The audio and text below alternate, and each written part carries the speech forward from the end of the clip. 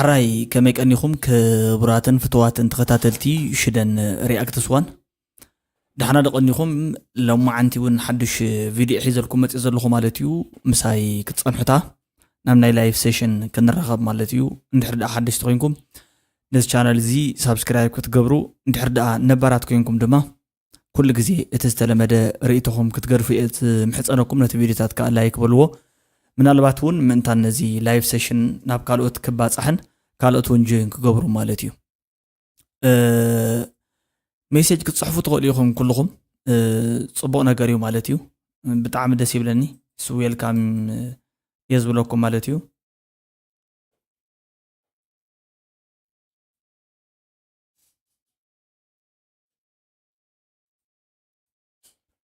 ኬባ ኤችዲ ሓላፊ ዌልካም እንኳዕ ብድሓን መፅኻ ኬባ ኤችዲ ድሓና ዲኻ ከመይ ኣለኻ ከመይ እዩ ይቆራረፀሉ ደቲ ላይቭ ንእሽተለይ ፍሬማት ናይ ኮኔክሽን ፀገም ድሮፕ ይገብር ኣሎ ይመስል ከመይ ኣሎ በኣኻ ከመይ ይስማዓካ ኣሎ ድሓና ዲኻ ከመይ ኣሎ ናይ ሎማዓንቲ ሕቶታት ማለት እዩ ላይቭ ብዛዕባ ልክዕ ኣብ ታምኔል ተገሊፁ ከም ዘሎ ማለት እዩ ብዛዕባ ዩቲዩብ ንዕልል ኣለና ነግረ መንገድና ከም ዕላል ስኢልና ማለት እዩ ንዕልሎም ወግዕታት ከሉ እዮም ናይ ሎማዓንቲ ብዙሓት ነገራት እዮም ውሽጡ ዝሕዝ እንድሕር ደኣ እቲ ኢንተርኔት እንዳፈቐደልና ከይዱ ማለት እዩ ወይ ከዓ እቲ ፍሬማት ድሮፕ ዘይገብር እንድሕር ደኣ ኣልዩ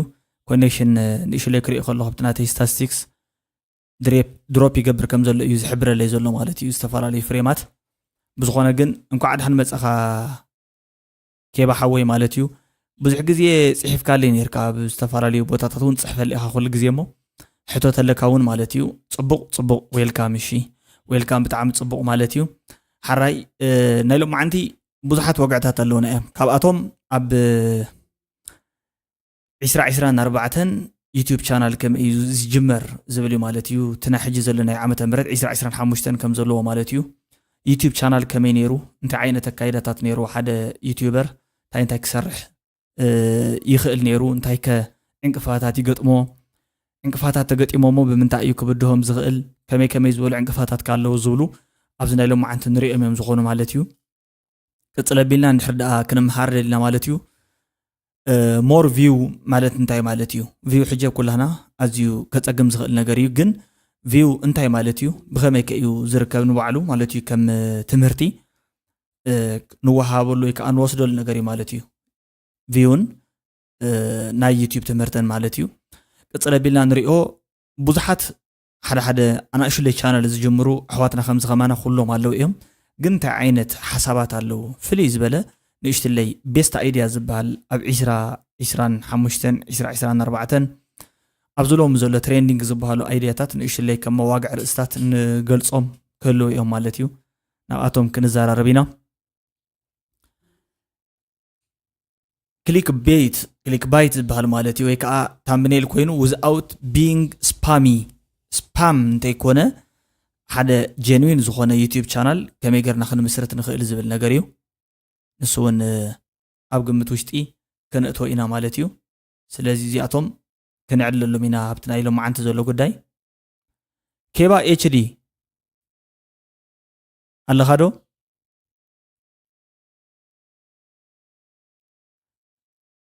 ሰላም እየ ዝሓወይ ፀናሓስኪ ሕጂ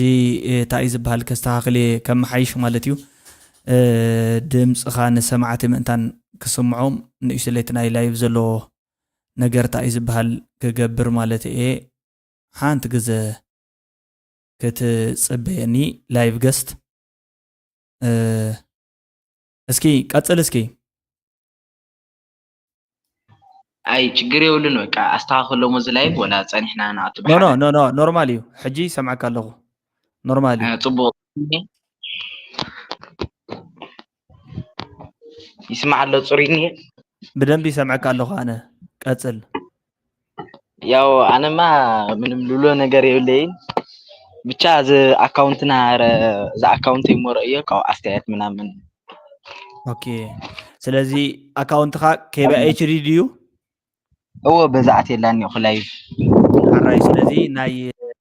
ኬባ ኤችዲ ዘሎ ዩቲዩብ ቻናል ቸክ ንምግባር ማለት እዩ እና ቸገረ ዘሎ እንታይ ዝበሃል ክኸውን ኣለዎ ዝብል ነገር ሪኮመንዴሽን ይበካ ከም ዝንቃውን ትበል ማለት እዩ እወ ሓራይ ኤስኢኦ ትጥቀም ዶ ኤስኢኦ ዝበሃል ሰርች ኢንጂን ኦፕቲማይዜሽን ዝበሃል ትጥቀም ዶ አይ ኣነ ይጥቀምን ከማኻ እንደ ሪኣክሽን ከ ዝሰርሕ ፈልጠካ ኣለኹ ድሓን ፈሊጥ ኣለኹ ግን ሕጂ ኣብ ሪኣክሽን እሲ እወ ታይትል ክትፅሕፍ ከለኻ ዲስክሪፕሽን ክትፅሕፍ ከለኻ ታግ ክትፅሕፍ ከለኻ ኣብዚ ሲ ኪወርድ ትጥቀም ዶ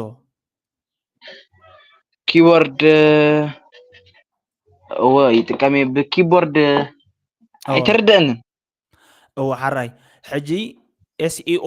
ዝበሃል ኮንሴፕት ኣሎ ናይ ሎማዓንቲ ኣካል ካብ ንምሃረሉ ሓደ እንታይ መሲልካ እወ ኤስኢኦ ዝበሃል ነገር እዩ ማለት እዩ ኤስኢኦ ማለት ሽደን ፅቡቕ መደብ ኣለካ ኣጆኻ ይብለና ኣሎ ወዲ መለይ ፀረ ክዳዓት ዌልካም ክብሎ እሞ ኤስኢኦ ማለት ሰርች ኢንጂን ኦፕቲማይዜሽን ማለት እዩ ሕጂ ሰርች ኢንጂን ኦፕቲማይዜሽን ማለት እንታይ ማለት መሲሉካ ኬባ እወ ሓደ ሰብ እንድሕር ደኣ ኣብ ዩቲዩብ ናትካ ቪድዮ ኬባ ኤችዲ ዝብል ሰርች ገይሩ ክረኽበካ እንተኮይኑ እወ መጀመርያ ናብ ጎግል እዩ ዝኣቱ ማለት እዩ ወይ ዩቲዩብ ልክዕ ከም ኮምፒተር ሕሰቦ እሞ ሓንቲ ኮምፒተር ዝኾነ ፋይል ኣለና ንኣብነት እወ ሕጂ ነቲ ፋይል ሰርች እንድሕር ደኣ ጌርና ኣብዚ ናይ ኮምፒተርና ወይ ኣብ ስማርትፎን ንረኽቦ ኢና ወዲያው ንረኽቦ እቲ ፋይል ብሽሙ እንድሕር ደኣ ሒዝናዮ ማለት እዩ እወ ልክዕ ብተመሳሳሊ ዩቲዩብ ሓደ ቪድዮ ዝኾነ ሰብ እንድሕር ደኣ ኬባ ኤችዲ ንኣብነት ናትካ ቻነል ክእልስ ጀሚሩ እወ ምስኡ ምትሓሓዝ ዘሎ እታ ኬባ ኤችዲ ኢሉ ፅሕፋ ዘሎ ቃል ኪወርድ ትበሃል ማለት እዩ ንሱ መሊአ እወ ኪቦርድ መሊአ ኣብዚ ናይ ቻናል እሱ መሊአ ታይትል መሊአ ኣብ ቪድዮታት ዲስክሪፕሽን መሊአ ኤግዛክትሊ ሕጂ ታምኔል ንምስራሕ እንታይ ኢኻ ትጥቀም ኣዶቤ ፎቶሾፕ ኤግዛክትሊ ብጣዕሚ ፅቡቕ ኣዶቤ ፎቶሾፕ ታምኔል ንምስራሕ ትጥቀም ኢኻ ዝተፈላለዩ ከም በዓል ቪድ ኣይኪው ማለት ሕጂ ትሬንዲንግ ዝኾነ ቶፒክ ትሬንዲንግ ዝኾነ ቶፒክ እንታይ እዩ ዘሎ ዝብል ሓዱሽ ርእሲ ወይ ከዓ ኪወርድ ብሰባት ሰርች ዝግበር ብዝለዓለ መልክዑ ሰርች ንክግበር እንድሕር ደኣ ደሊኻ ትጥቀመሉ እዩ ማለት እዩ በዓል ቪድ ኣይኪው ዘይፈልጠኒ ሓራይ ካልኣይ ድማ ብተመሳሳሊ ከይባሓወይ ኣነ ሓንቲ ሶፍትዌር ስራሕ ክዋላ ማለት እዩ ንሳ ከዓ ኣፕሎድ ፍሎው ትበሃል ሊንክ ክልኸልካ እየ ኣፕሎድ ፍሎው ዶት ኦንሬንደር ዶት ኮም እያ ትብል ማለት እዩ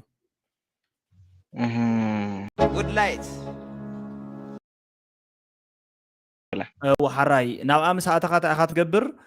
ንኣብነት ዝኾነ ቃል ኢልካ ትፅሕፍ እሞ ክትነግረካ እያ ንሳ ከዓ እንታይ እያ ትሰርሕ ማለት እዩ እዛ ቃል ዘእተኻያ ንስኻሲ ክንደይ ሰባት ሪኦማ ክንደይ ሰባት ላይክ ገይሮማ ንኣብነት ብቪድዮ ተሰሪሓ እንተኮይና ቅድሚ ሕጂ ማለት እዩ ክንደይ ሰባት ላይክ ገይሮም ክንደይ ሰባት ኮሜንት ሂቦም ባዕላ ክትገልፀልካ እያ ማለት እዩ እታ ሶፍትዌር ስለዚ ባዕሊ እየ ሰሪሐያ ብዙሕ ንእሽትለይ ድኻም ዝወፃ ዋላ ትኹን ግን ብጣዕሚ ኣዝያ ጠቃሚት ሶፍትዌር እያ ማለት እዩ ብፍላይ ከዓ ከምዚ ሕጂ ናይ ትግርኛ ናትና እውን ኪወርድታት ገለ ይኣትዋ ስለ ዘሎ ብጣዕሚ ሓሪፍ ትኾነላ እያ ማለት እዩ ስለዚ ንሳ እንተ ተጠቒምካ ኤስኢኦ ወይ ድማ ሰርች ኢንጂን ኦፕቲማይዜሽን ዝበሃል ቴክኒክ ፈሊጥካ ኣለኻ ማለት እዩ ዕላምኡ ከዓ እንታይ እዩ ኣብ ዩቲዩብ ሰባት ሰርች ገይሮም ኣብቲ ናይ ካልኦት ሰባት ቪድዮ ንኣብነት ብትግርኛ ኣብ ናይ ካልኦት ብጣዕሚ ፍሉጣት ዝኾኑ ሰባት ጎኒ ክትመፅእ እንድሕር ደኣ ኮይንካ እሞ ካልኦት ሰባት እውን ነቲ ቪድዮካ ብተመሳሳሊ ክርእዩልካ እንድሕር ደኣ ኮይኖም ኪወርድ ትጥቀም ኢኻ ማለት እዩ ሕጂ ኪወርድ ክትጥቀም ከለኻ ትገብሮ ዝግባእካ ጥንቃቐ ናይ ካልኦት ሰባት ክኸውን የብሉን ምክንያቱ ብነገቲቭ እዩ ዝርድአካ ማለት እዩ ወይ ድማ ንዓኣቶም ኢኻ ትሕግዞም ዘለኻ ናይ ባዕልካ ታይትል ክተቕምጥ ኣለካ እዚ ናይ ባዕልካ ታግ ኤግዛክትሊ ማለት እዩ ናይ ባዕልካ ታግ ንስኻ ብፍሉይ ዩኒክ ትኾነሉ ምስ ካልኦት ሰባት ትወዳደረሉ ትናሓንሓሉ ናይ ባዕልኻ ዝኾነ ዩኒክ መግለፂ ክህልወካ ክኽእል ኣለዎ ማለት እዩ ንኣብነት ሽደን ሪኣክትስ ዋን ድሕር ዳ ተዓዚብካ ኮይንካ ኣሰራርሓታ ምነኢሉ ዩኒክ እዩ ናይ ባዕሉ ዝኾነ መንገዲ ኣለዎ ጽሑፉ ከለር ኮምቢኔሽኑ ካብ ብራንዲንግ ይጅምር ማለት እዩ ሹሙ ቅድም ሕጂ በቃ ቅድም ሕጂ ብዘይ ነበረ መልክዑ ናይ በይንኻ ዓይን ኣብነት ኬባ ኤችዲ ናይ በይንኻ እዩ ማለት እዩ ስለዚ ብናይ በይንኻ ሹም እዩ ናይ በይንኻ ሎጎ እዩ ናይ በይንኻ ብራንድ እዩ ኣፊሌት ማርኬት ከምዚ ካልኦት ነገራት እውን ክሰርሕ ትብልስ ብጣዕሚ ኣዝዩ ዝበለፀ እዩ ዝኸውን ማለት እዩ ስለዚ ከምዚ ብምግባርካ ብጣዕሚ ፅቡቅ እዩ መጀመርታ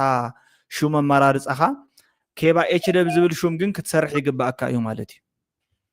እዎ ወለ ግድን እሞ ከመይ እዩ ናይ ዩቲዩብ ሕጂ ንኻልኦት ሰባት ኣብዚ ሰማዕት ኣለዉ ናይ ሽደን ሪኣክትስ ዋን ካልኦት እውን ብዙሓት ኣሕዋትን ኣለዉ ማለት እዩ ዝተፈላለዩ ናይ ዩቲዩብ ስራሕቲ ናይ ኦንላይን ስራሕቲ ክሰርሑ ዝደልዩ ዩቲዩብ ንክጅምሩ ንስኻ ሪከመንድ ትገብር ዶ ግድን እዎ ብጣዕሚ ዩቲዩብ ጀሚርካ ግን ክትጥንክር ኣለካ ተስፋ ዘይምቁራፅ ሰጀስት ዝተገብረካ ስታ ሪኮመንድ ዝገብረካ ብጣዕሚ ብደንቢ ጽበለካ ካሌብ መጽ ኣሎ ካሌብ ቲቪ ትፈልጥ ኢኻ ዌልካም ብራዘር እዎ ይፈልጥ ካሌብ ይፈልጥ እዎ ኣዝዩ ብጣዕሚ ጎበዝ ዩቲዩበር እዩ ማለት እዩ ካሌብ ቲቪ ብተመሳሳሊ ካሌብ ቲቪ እውን ላይቭ እቶ በዚ ሊንክ ኣብ ላዕሊ ዘሎ ፒን ገይረ ዘለኹ ሊንክ እቶ ካሌብ ሓውና ሕጂ ኣብ ዩቲዩብ ከም ዝበልካዮ እዩ ሓደ ዩቲዩብ ማለት መጀመርያ ግዜ ዜሮ ሳብስክራይበር ሹም ዘይብልካ ሰቢኻ ትጅምሮ ማለት እዩ ሓደ ኣካውንት ነቶም ካልኦትኩም እውን ዝነግረኩም ዘለኹ ማለት ዞም ዩቲዩበራት ብደንቢ ይፈልጡ እዮም ተኦንሊ ኣነ ዝዛረበ ዘለኹ ነገር ግን እንታይ እዩ ዩቲዩብ ማለት ተስፋ ክትቆርፀሉ ዘይግብአካ ፕላትፎርም ብጣዕሚ ንነዊሕ እዋን ግዜ ዝወስድ ብተመሳሳሊ እንድሕር ደኣ ኣቲኻ ግን ክትወፆ ዘይትኽእል ማለት ብጣዕሚ ግዜ ዝደሊ ብጣዕሚ ብርቱዕ ዝኾነ ሓሳብ ዝደሊ ናይ ቪድዮ ፕላትፎርም እዩ ቪድዮ ሸሪንግ ፕላትፎርም እዩ ማለት እዩ ኣብ ዩቲዩብ ብዙሓት ሰባት ሳብስክራይበር በዝሕ እንተሊእካ ቪው በዝሕ ኣለካ ይብሉ ማለት እዩ ስሕተት ድዩ ስሕተት ኣይኮነን ኢልካ ትግምት ኬባ እዋ ስሕተት ባ ንግድን ናይ ሳብስክራይበር ዘይኮነ ዛ ኣካውንትካ ቪው ኣለዎ ቪው ከይመፁ ሳብስክራይብ የለን ኢለ ዝሓስብ ኤግዛክትሊ ማለት እዩ ኤግዛክትሊ ትክክል ኢኻ ኣብ ዩቲዩብ ክልተ ነገር እዩ ዘሎ ሓደ ቪድዮ ክትሰርሕ እንድሕር ዳኣ ኮይንካ ክልተ ኢንፑት የድልዮ እዩ ማለት እዩ ኣብ ዩቲዩብ ብከም ፕሮፌሽናላት ዩቲዩበራት ዝዛረበዎ እንድሕር ዳኣ ኮይኑ ማለት እዩ ንሕና ድሓር ጀመርና ሰባት ኢና ወይ ከዓ ሕጂ ንጅምር ዘለና ገና ምጅማር ንርከብ ሰባት ኢና ማለት እዩ ግን ቅድም ኢሎም ፀንሑ ኣብ ዩቲዩብ ዘለዉ ሰባት ዝበልዎ ተኮይኑ ዩቲዩብ ክልተ ነገር ኣለዎ ቪድዮ ክትሰርሕ ከለካ ኳሊቲ ቫልዩ ዝበሃሉ ክልተ ቃላት ኣለዉ ኳሊቲ ማለት ፅሬት ናይ ሓደ ቪድዮ ማለት እዩ ሓደ ቪድዮ ተሰሪሑ ዝወፀ ፅሬት የድልዮ እዩ ማለት እዩ እዚ ማለት እንታይ ማለት እዩ ኳሊቲ ኣብ ክልተ ነገር ይትረኣስ እዩ እቲ ሓደ ፕሮዳክሽን ኳሊቲ እቲ ካልኣይ ድማ ፐርፎርማንስ ኳሊቲ ይበሃል ፕሮዳክሽን ኳሊቲ ማለት እንሆ ከምዚ ትሪኦ ዘለካ ንኣብነት ስቱድዮ ምስራሕ ከድልየካ እዩ ፅሩይ ዝኾነ ማይክሮፎን ከድልየካ እዩ ላይት ከድልየካ እዩ ካሜራ ከድልየካ እዩ እዚኦም ፕሮዳክሽን ኳሊቲ ይበሃሉ ፐርፎርማንስ ኳሊቲ ማለት ግን ኣብ ውልቀ ሰብ እዩ ዘድህብ መብዛሕትኡ ግዜ ማለት እዩ ኣዘራርባኻ ክኸውን ይኽእል ኣገላልፃ ሓሳባት ምልምማድ ክኸውን ይኽእል ንሰባት ከመይ ጌርካ ኣፕሮች ትገብሮም ክኸውን ይኽእል እዚ ከዓ ፐርፎርማንስ ኳሊቲ ይበሃል ማለት እዩ ሕፅር ብዝበለ መልክዑ ክልቲኦም ኳሊቲታት ወይ ከዓ ፐርፎርማንስ ወይ ድማ ፕሮዳክሽን ኳሊቲ ሳብስክራይበር ንምውሳኽ እዮም ዝጠቕሙ ማለት እዩ እንድሕር ደኣ ሓደ ቪድዮ ቫልዩ ኣለዎ ግን ቫልዩ ማለት ወቕታዊ ኢንፎርሜሽን ፅቡቅ ዝኾነ ታይትል ገላፂ ዝኾነ ተምብኔይል ስካም ዘይኮነ ማለት እዩ ምጭርባር ዘይተሓውሶ ትክክለኛ ዝኾነ ዲስክሪፕሽን ሜታዳታ ታግ ኩሎም እዚኦም ተተማሊኦም ግን ፅቡቅ ዝኾነ ቫልዩ ዘለዎ ቪድዮ ይበሃል እሞ ቪድዮ ቫልዩ እንድሕር ኣለዎ ድማ ቪው እዩ ዝውስኽ ማለት እዩ ስለዚ ኳሊቲ ቫልዩ ዝበሃሉ ክልተ ኤሌመንታት ኣለዎ ሓደ ቪድዮ ማለት እዩ እንድሕር ደኣ ኳሊቲ የልይዎ ሳብስክራይበር ይውስኽ እዚ ማለት እዩ ቀዋሚ ዓሚል ማለት እዩ ሓደ ምግብ ቤት በሊዕና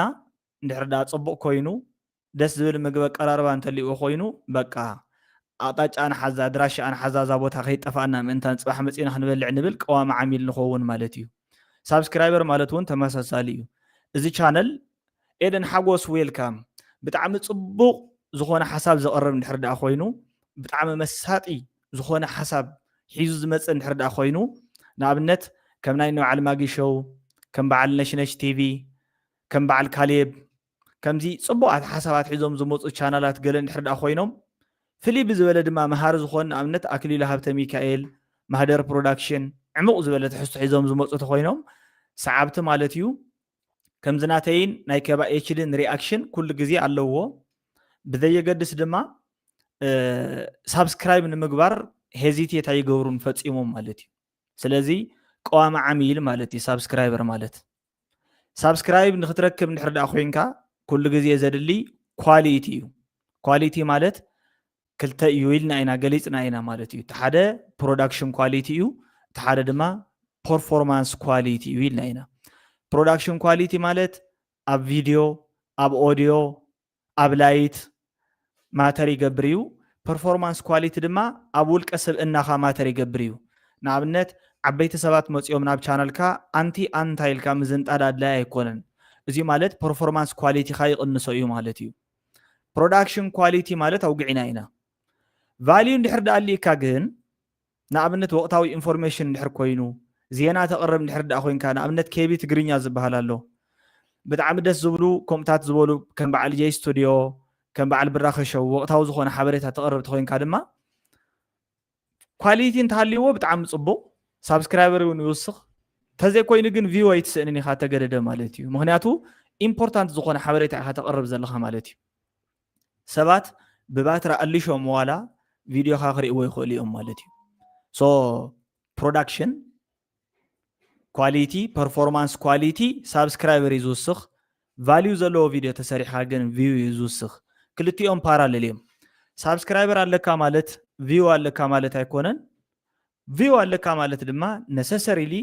ሳብስክራይበር ካብ ብዙሕ እዩ ማለት ኣይኮነን ሓደ ግዜ እንድሕር ዳ ኣስተውዒልና ብጣዕሚ ኣናእሽቱ ቻናላት ካብቶም ብጣዕሚ ብዙሕ ሳብስክራይበር ዘለዎም ቻናላት ሪላቲቭሊ 50ከይ ገለከይ ዝረኣየሎም ልዕሊ ኢንቫይራል ዝወፅእ ቪድዮ ዘለዎም ኣለው ብኣንፃሩ ድማ ብዙሕ ሳብስክራይበር ኣሊእዎም ቪዎም ካብ 10ከ ዘይሓልፍ እውን ክህሉ ይኽእል እዩ ማለት እዩ እዚ ማለት ናይ ኳሊቲን ናይ ቫልዩን ዲፈረንስ ኣፈላላይ ዘይምርዳእ እዩ ማለት እዩ ስለዚ በዚ ጉዳይ እዚ እንድሕር ዳ ኣልዒልና ስኢልና ቅልል ብዝበለት መንገዲ ሓንቲ ቪድዮ ኣብ ዩቲዩብ ኣፕሎድ ገብራ እየ ተኢልካስ ወይ ቫልዩ ክህልዎ ኣለዎ ወይ ኳሊቲ ክህልዎ ኣለዎ ከም ማለት እዩ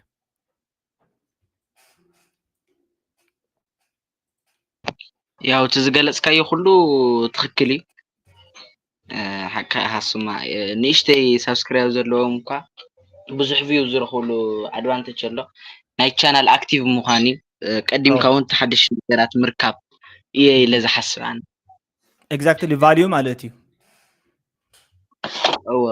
ቀዲምካስ ሓድሽ ነገራት ተረኺብካያስ ምንም ዝሓግተካ ነገር የለን ዩቲዩብ እውን ሪኮመንዴሽን ሒዝካ ይሕግዘካ ማለት እዩ ሪከመንድ ይገብረካ ምክንያቱ ዩቲዩብ ሪከመንድ ክገብረካ እንድሕር ዳ ኮይኑ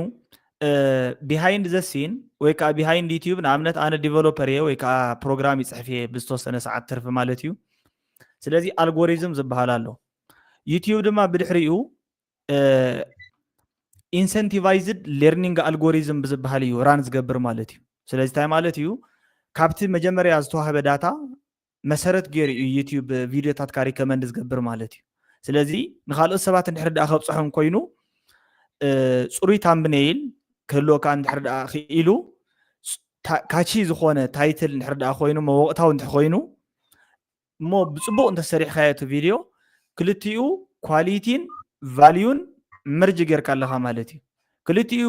ባይዘወይ ብሓደ ግዜ ክህልወካ ኣይኽእልን ዝበሃል ነገር የለን ተልኢካት ብጣዕሚ ዝበለፀ ነገር እዩ ማለት እዩ ስለዚ በዚኣቶም እንድሕር ዳ ብሉፅ ዝኾነ ወግዒ ረኺብካ እሞ ኳሊቲ ዘለዎ ጌርካ ተሰሪሕካዮ ብጣዕሚ ግርም እዩ ማለት እዩ ሕጂ ንኣብነት ካብ ምስኣን ዝተላዕለ ክኾን ይኽእል መሳርሒ ካብ መበገሲ ክንስእን ንኽእል ወይ ከዓ ኦዲዮ ጥራሕ ክንሰርሕ ንኽእል ፌስለስ ክኸውን ይኽእል እዚ ማለት ኣብ ግምት ውሽጢ እቲኻ ልክዕ ንኣብነት እንድሕር ዳ ርኢናዮ ሓደ ፌስለስ ዝኾነ ቻነል ኣሎ ሓደ ድማ ብፌስ ከማና ዘቕርብ ክህሉ ይኽእል እዩ ንኣብነት ናይ ክልቲኦም ዲፈረንስ ምናልባት እቲ ፌስለስ ዝኾነ ቻነል ዝበለፀ እዩ ንኣብነት ኢንኬዝ ኦፍ ኣቤል ብርሃኑ የወይንዋ ልጅ ዝብል ቻነል ተርኢናዮ ክልቲኡ ቻነላቱ 1 ሚልዮን ሳብስክራይበር ዳርጋ ዝነበሮ ፌስለስ እዩ ማለት እዩ እዚ ማለት ብጣዕሚ ኢምፖርታንት ዝኾነ አይዲያ ኳሊቲ ዝኾነ ሓሳብ ግን ድማ ቫልዩብል ብዝኾነ ቪድዮ ይቐርብ እዩ ማለት እዩ ስለዚ ቫልዩብል ዝኾነ ቪድዮ እንተለካ ብዙሕ ግዜ ሳብስክራይበር ወይ መብራህቲ ባ ማይክሮፎን ባ ገለባ ዘየብለይ ኢልካ ክትጨናነቕ ኣይትኽእልኒ ኢኻ ማለት እዩ ኦዲዮ ኤዲት ንምግባር ንጥቀመሉ ሶፍትዌር ኣዶቤ ኦዲሽን እዩ ዝበሃል ኣዶቤ ኦዲሽን ማለት እንድሕር ዳ መብዛሕትኩም ሰባት በብዙሕ ሰብ ክጥቀመሉ ስለ ዘይርአየ ማለት እዩ ፅሩይ ዝኾነ ኦዲዮ ብጣዕሚ ስማርት ዝኾነ ኦዲዮ ፅቡቕ ዝኾነ ማይክሮፎን ዋላ ዘይክህልወና ይኽእል ንምንታይ በዛ ኤርፎን ጌርና ዘይንቐርፅ ማለት እዩ ፅቡቕ ዝኾነ ናይ ግድን ኳሊቲ ዝኾኑ ሄድሴታት ልክዕ ከምዚ ዓይነቱ ማለት እዩ ክህልውና ይኽእሉ ዘይክህልውና ይኽእሉ እዮም ማለት እዩ ግን ኩሉ ግዜ ንጥቀመሉ ነገር እንድሕር ዳ ኣጠቃቕሙ ክኢልናዮ ዩቲዩብ ብዝበለፀ ኣድማዕ ኮይኑ ክንረኽቦ ንኽእልና ማለት እዩ ብፍላይ ድማ ዩቲዩብ ሓቢርካ ምትዕብባይ ኣሶሽየት ኮይንካ ሪኣክሽን ምስራሕ ንኣብነት ኣብ ናይ ኬባ ኤችዲ ወይ ኣብ ናይ ካሌብ ሓቢርና ሪኣክሽን ምስራሕ ኣብ ናተይ እውን ከምኡ ሓቢርካ ሪኣክሽን ብምስራሕ ጆይንት ብምፍጣር ገለ ዝፍጠር ወይ ከዓ ብኣሶሲዬሽን ዝዓቢ እዩ ማለት እዩ ስለዚ ዩቲዩብ ብከምዚ መንገዲ ክዓቢ ዝኽእል ኣልቲሜት ጎል ኢኮኖሚክ ፍሪደም ወይ ከዓ ናይ ኢኮኖሚ ነፃነት ክትረክብ እንተደሊኻ እትጥቀመሉ እዩ ዩቲዩብ ማለት ብዙሕ ግዜ ዘይብልካ እንተኮይኑ ብትርፊ ሰዓተይ ክሰርሐ እየ ኢልካ ትኣቶ ከም ዘይኮነ ግን ንብዙሓት ሰባት ክንዛረብ እንደሊ ማለት እዩ ከምኡ ስለ ዝመስሎም ቀትሪ ስራሕ ውዒለስ ምሸት ዶ ቪድዮ ምስራሕ ይብሉ እወ ምስራሕ ይከኣል እዩ ንኣብነት ግን ግዜ ብኡ መጠን ኣጥቃለይ ስለ ዝብለካ ዩቲዩብ ድማ ማለት እዩ ዝገደደ ሪኳይርመንት ገለ ስለ ዘለዎ ዘይክንበፅሐ ንኽእል ኢና ማለት እዩ ብጣዕሚ ይቐኒለይ ኬባ ኤችዲ ሓዊ ብጣዕሚ ይቐኒለይ ቴንኪዩ ክበት ይሃበለይ ይቐኒለይ ዝብለካ ማለት ስለ ዝመፀኻ ኣብ ኣዲስ ኣበባ ደለኻ ምናልባት እንድሕር ደኣ ዘይድብረካ ተኮይኑ ሽረባ ሽረ ወዲ ዓደይ ዋው ዋው ዋው ዋው ወዲ ሽረ ባይዘወይ هو يفلت يا زخنت قال من درنا نيران لواقعت النيران يفلت يمنا من عاوز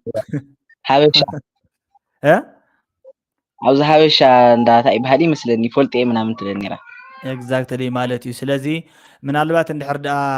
بعد هنغاري فوتو ستوديو قالت فولتو اندحر دا خوينكات فولتو مخاف شرن تخوينكا مالتيو محازو تيو مالتيو يا ونش لي تلممدات كاو يموصيو ብዙሓት ጎበዛት ኤዲተራት ኣለው እዮም ኣብ ሽረ እንድሕር ዳሪኻዮም ኮይንካ ብቪድዮ ማለት እዩ ደቂ ሽረ ከዓ ብጣዕሚ ብዙሓት ንፉዓት ኤዲተራት እውን ኣለው እዮም ንኣብነት በዓል ወዲ ፎቶ ደስታ ማለት እዩ እንድሕር ዳ ትፈልጦ ኮይንካ ሻዶው ፊልም ፕሮዳክሽን መብዛሕትኦም ጎበዛት ቆልዑ ጎበዛት ኤዲተራት እዮም በዓል ሄኖክ ካሳ ሄና ትፈልጦ ኮይንካ ማለት እዩ ዶንኪ ቲዩብ ኤዲት ዝገብር ሕጂ ድማ ናይ ባዕሉ ፊልም ገለ ኣብ ምስራሕ ተዋሲኡ ዝርከብ ብጣዕሚ ፍሉጣት ኤዲተራት ኣለው ደቂ ሽረ ትፋለጥ ከምዚ ፍልጠት ከዓ ሼር ንገባበር ማለት እዩ ንኣብነት ኣብ ኤዲቲንግ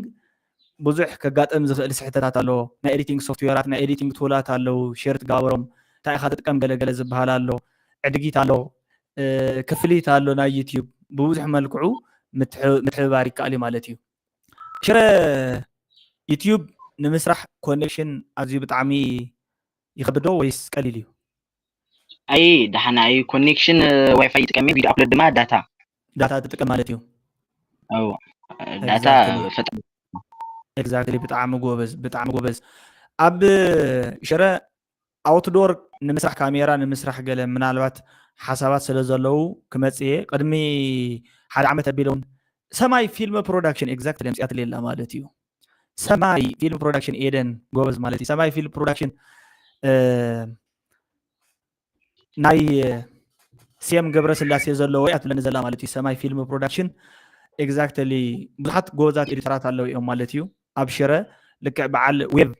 ገባር ሽረ ሆቴል ብታሕቲ እንድሕር ዳ ሪኢኻ ኮይንካ እውን ማለት እዩ በዓል ከይረዲን ማለት እዩ ከይረዲን ናይ ኤዲቲንግ ንእሽተይ ብዝተወሰነ መጠን ናይ ግራፊክስ ዝበሃል ናይ ፎቶሾፕ ገለገለ ዝበሃል ኮንሴፕት ዘምሃረኒ ማለት እዩ ከይረዲን بعد مالك مالتي خير الدين مالك بتاع بروفيشنال إديترات يوم بعد ويب مالتي تحت زلوا نسي خمسة سرحتي ساتف يوم بزحت جوزات قول على يوم أبشر مالتي بتماساسالي مقالة بزحت يوتيوبرات وطلع أقسمون بتماساسالو خم أقول مالتيو أب إيرترا مقالة زيولهم بتعمي اليوم مسات تحس تقرو يوتيوبرات على بتعمينا نقرا مالتيو كاب فيلي بزحت يوم محضر برودكشن نشنش مونيكا أدو بلينا زرم ود حمبير ميرون سات قطر يبلو من مالتي قطر يبلو من بتعم فريز بلت حستا خاب زقربو نعايز متشون خا ايري انفستمنت محضر برودكشن اكليلو هابتا ميكائيل دكتور شارون سلازي زيوم بتعم بزحات يوتيوبرات يوم هابت غايكا بيوتيوب مالتي بزحات يوتيوبرات هلو تقلال لازم مالتا ايزاريكا مالتي تدومين سبيس دومينيتد مقبار ويكا انا بروحا مغيار كم زتخاله مالتي صبوي بتعم صبوي كيبا اتش دي ادفرتايزمنت موعوعي قده تسرح لي خاب شا كم ادفرتايزمنت اي انا يوتيوب ترى كاو تيك توك كون لني تيك توك لك اكونت بتعمي اوكي تنطف لي خاب تيك توك بتعمي انتن زنا رياكت زغوركو او يبوستو او تبوستو مالتي فيسبوك فيسبوك يولين سلازي اب فيسبوكون لايف مغباي كاليو باي زوي ستريم يارد يبحال حدا اونلاين سيستم له اب ستريم يارد نحر اتيخا بحدا غزيه ويكا stream.io زبحال الله بحدا غزيه ناب يوتيوب ناب فيسبوك ناب تيك توك ستريم كتقبر تخليها مالتي ناب كل سوشيال ميديا مالتي اكزاكتلي ناب كل سوشيال ميديا بحدا غزيه ستريم لايف ندم حلالفكا ناب ثلاث يوم سوشيال ميديا بحدا غزيه نعيون مالتي ناب تويتش ناب تويتر ناب فيسبوك ناب رامبل ناب كلهم مالتي ناب كلهم بحد غزيه ابلود جبر تخليها ناي فيسبوك ون مونيتايزيشن له منالبات مونيتايزيشنو استفارالي خوني خليل ناي تيك توك كم وليو ناي تيك توك ندحر مونيتايز تجبر لها ساوند صبق الا نشدني لاتني ايدن حقوس مالتي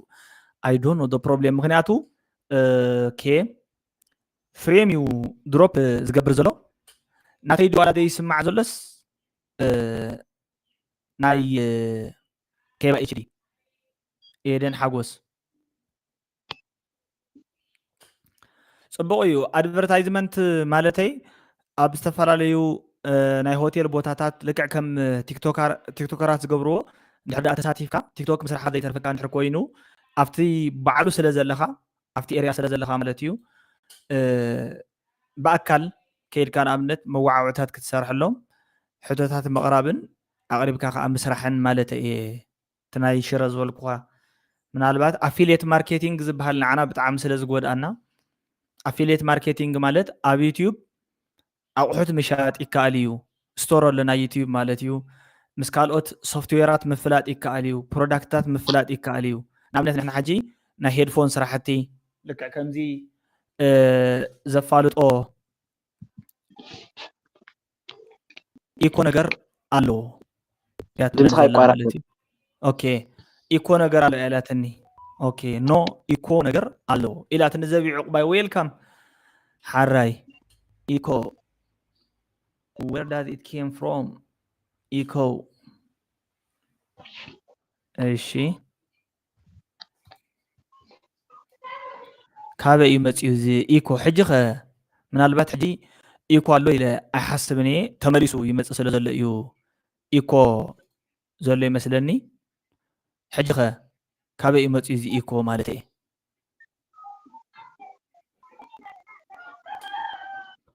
ኬባ ኤችዲ ሽደና ሓራይ ኢኮ ኣሎ እዮም ዝብሉ ዘሎ ባይዞይ ማለት እዩ ስለዚ ከመሓይሾ ክፍተንየት ድምፂ ብዙሕ ነውግዓሉ ኣርእስተ ኣሎ እዩ ማለት እዩ ኩሉ ግዜ ካብዚ ላይቭ ኣይትጥፋእኒ ኢኻ ኩሉ ግዜ ኣብ ላይቭ እንድሕር ደኣ ዋትኤቨር ዘ ኬዝ ድማ ዝፈልጦ ነገር እንድሕር ደኣ ኣልዩ ማለት እዩ ዝኾነ ይኹን ነገር ዝፈልጦ ነገር ተልዩኒ ተሓቲትኩምኒ ርኤ ርእቶ ንምሃብ ድሕሪ ታይብልን እየ ኣብ ዩቲዩብ ኣስታት 3 ዓመት ፀኒሐሉ ኣለኹ ማለት እዩ ሕጂ ዘሎ ቻይ ወይ ምበል ሳልሳይ ተዘይኮይኑ እዩ ስለዚ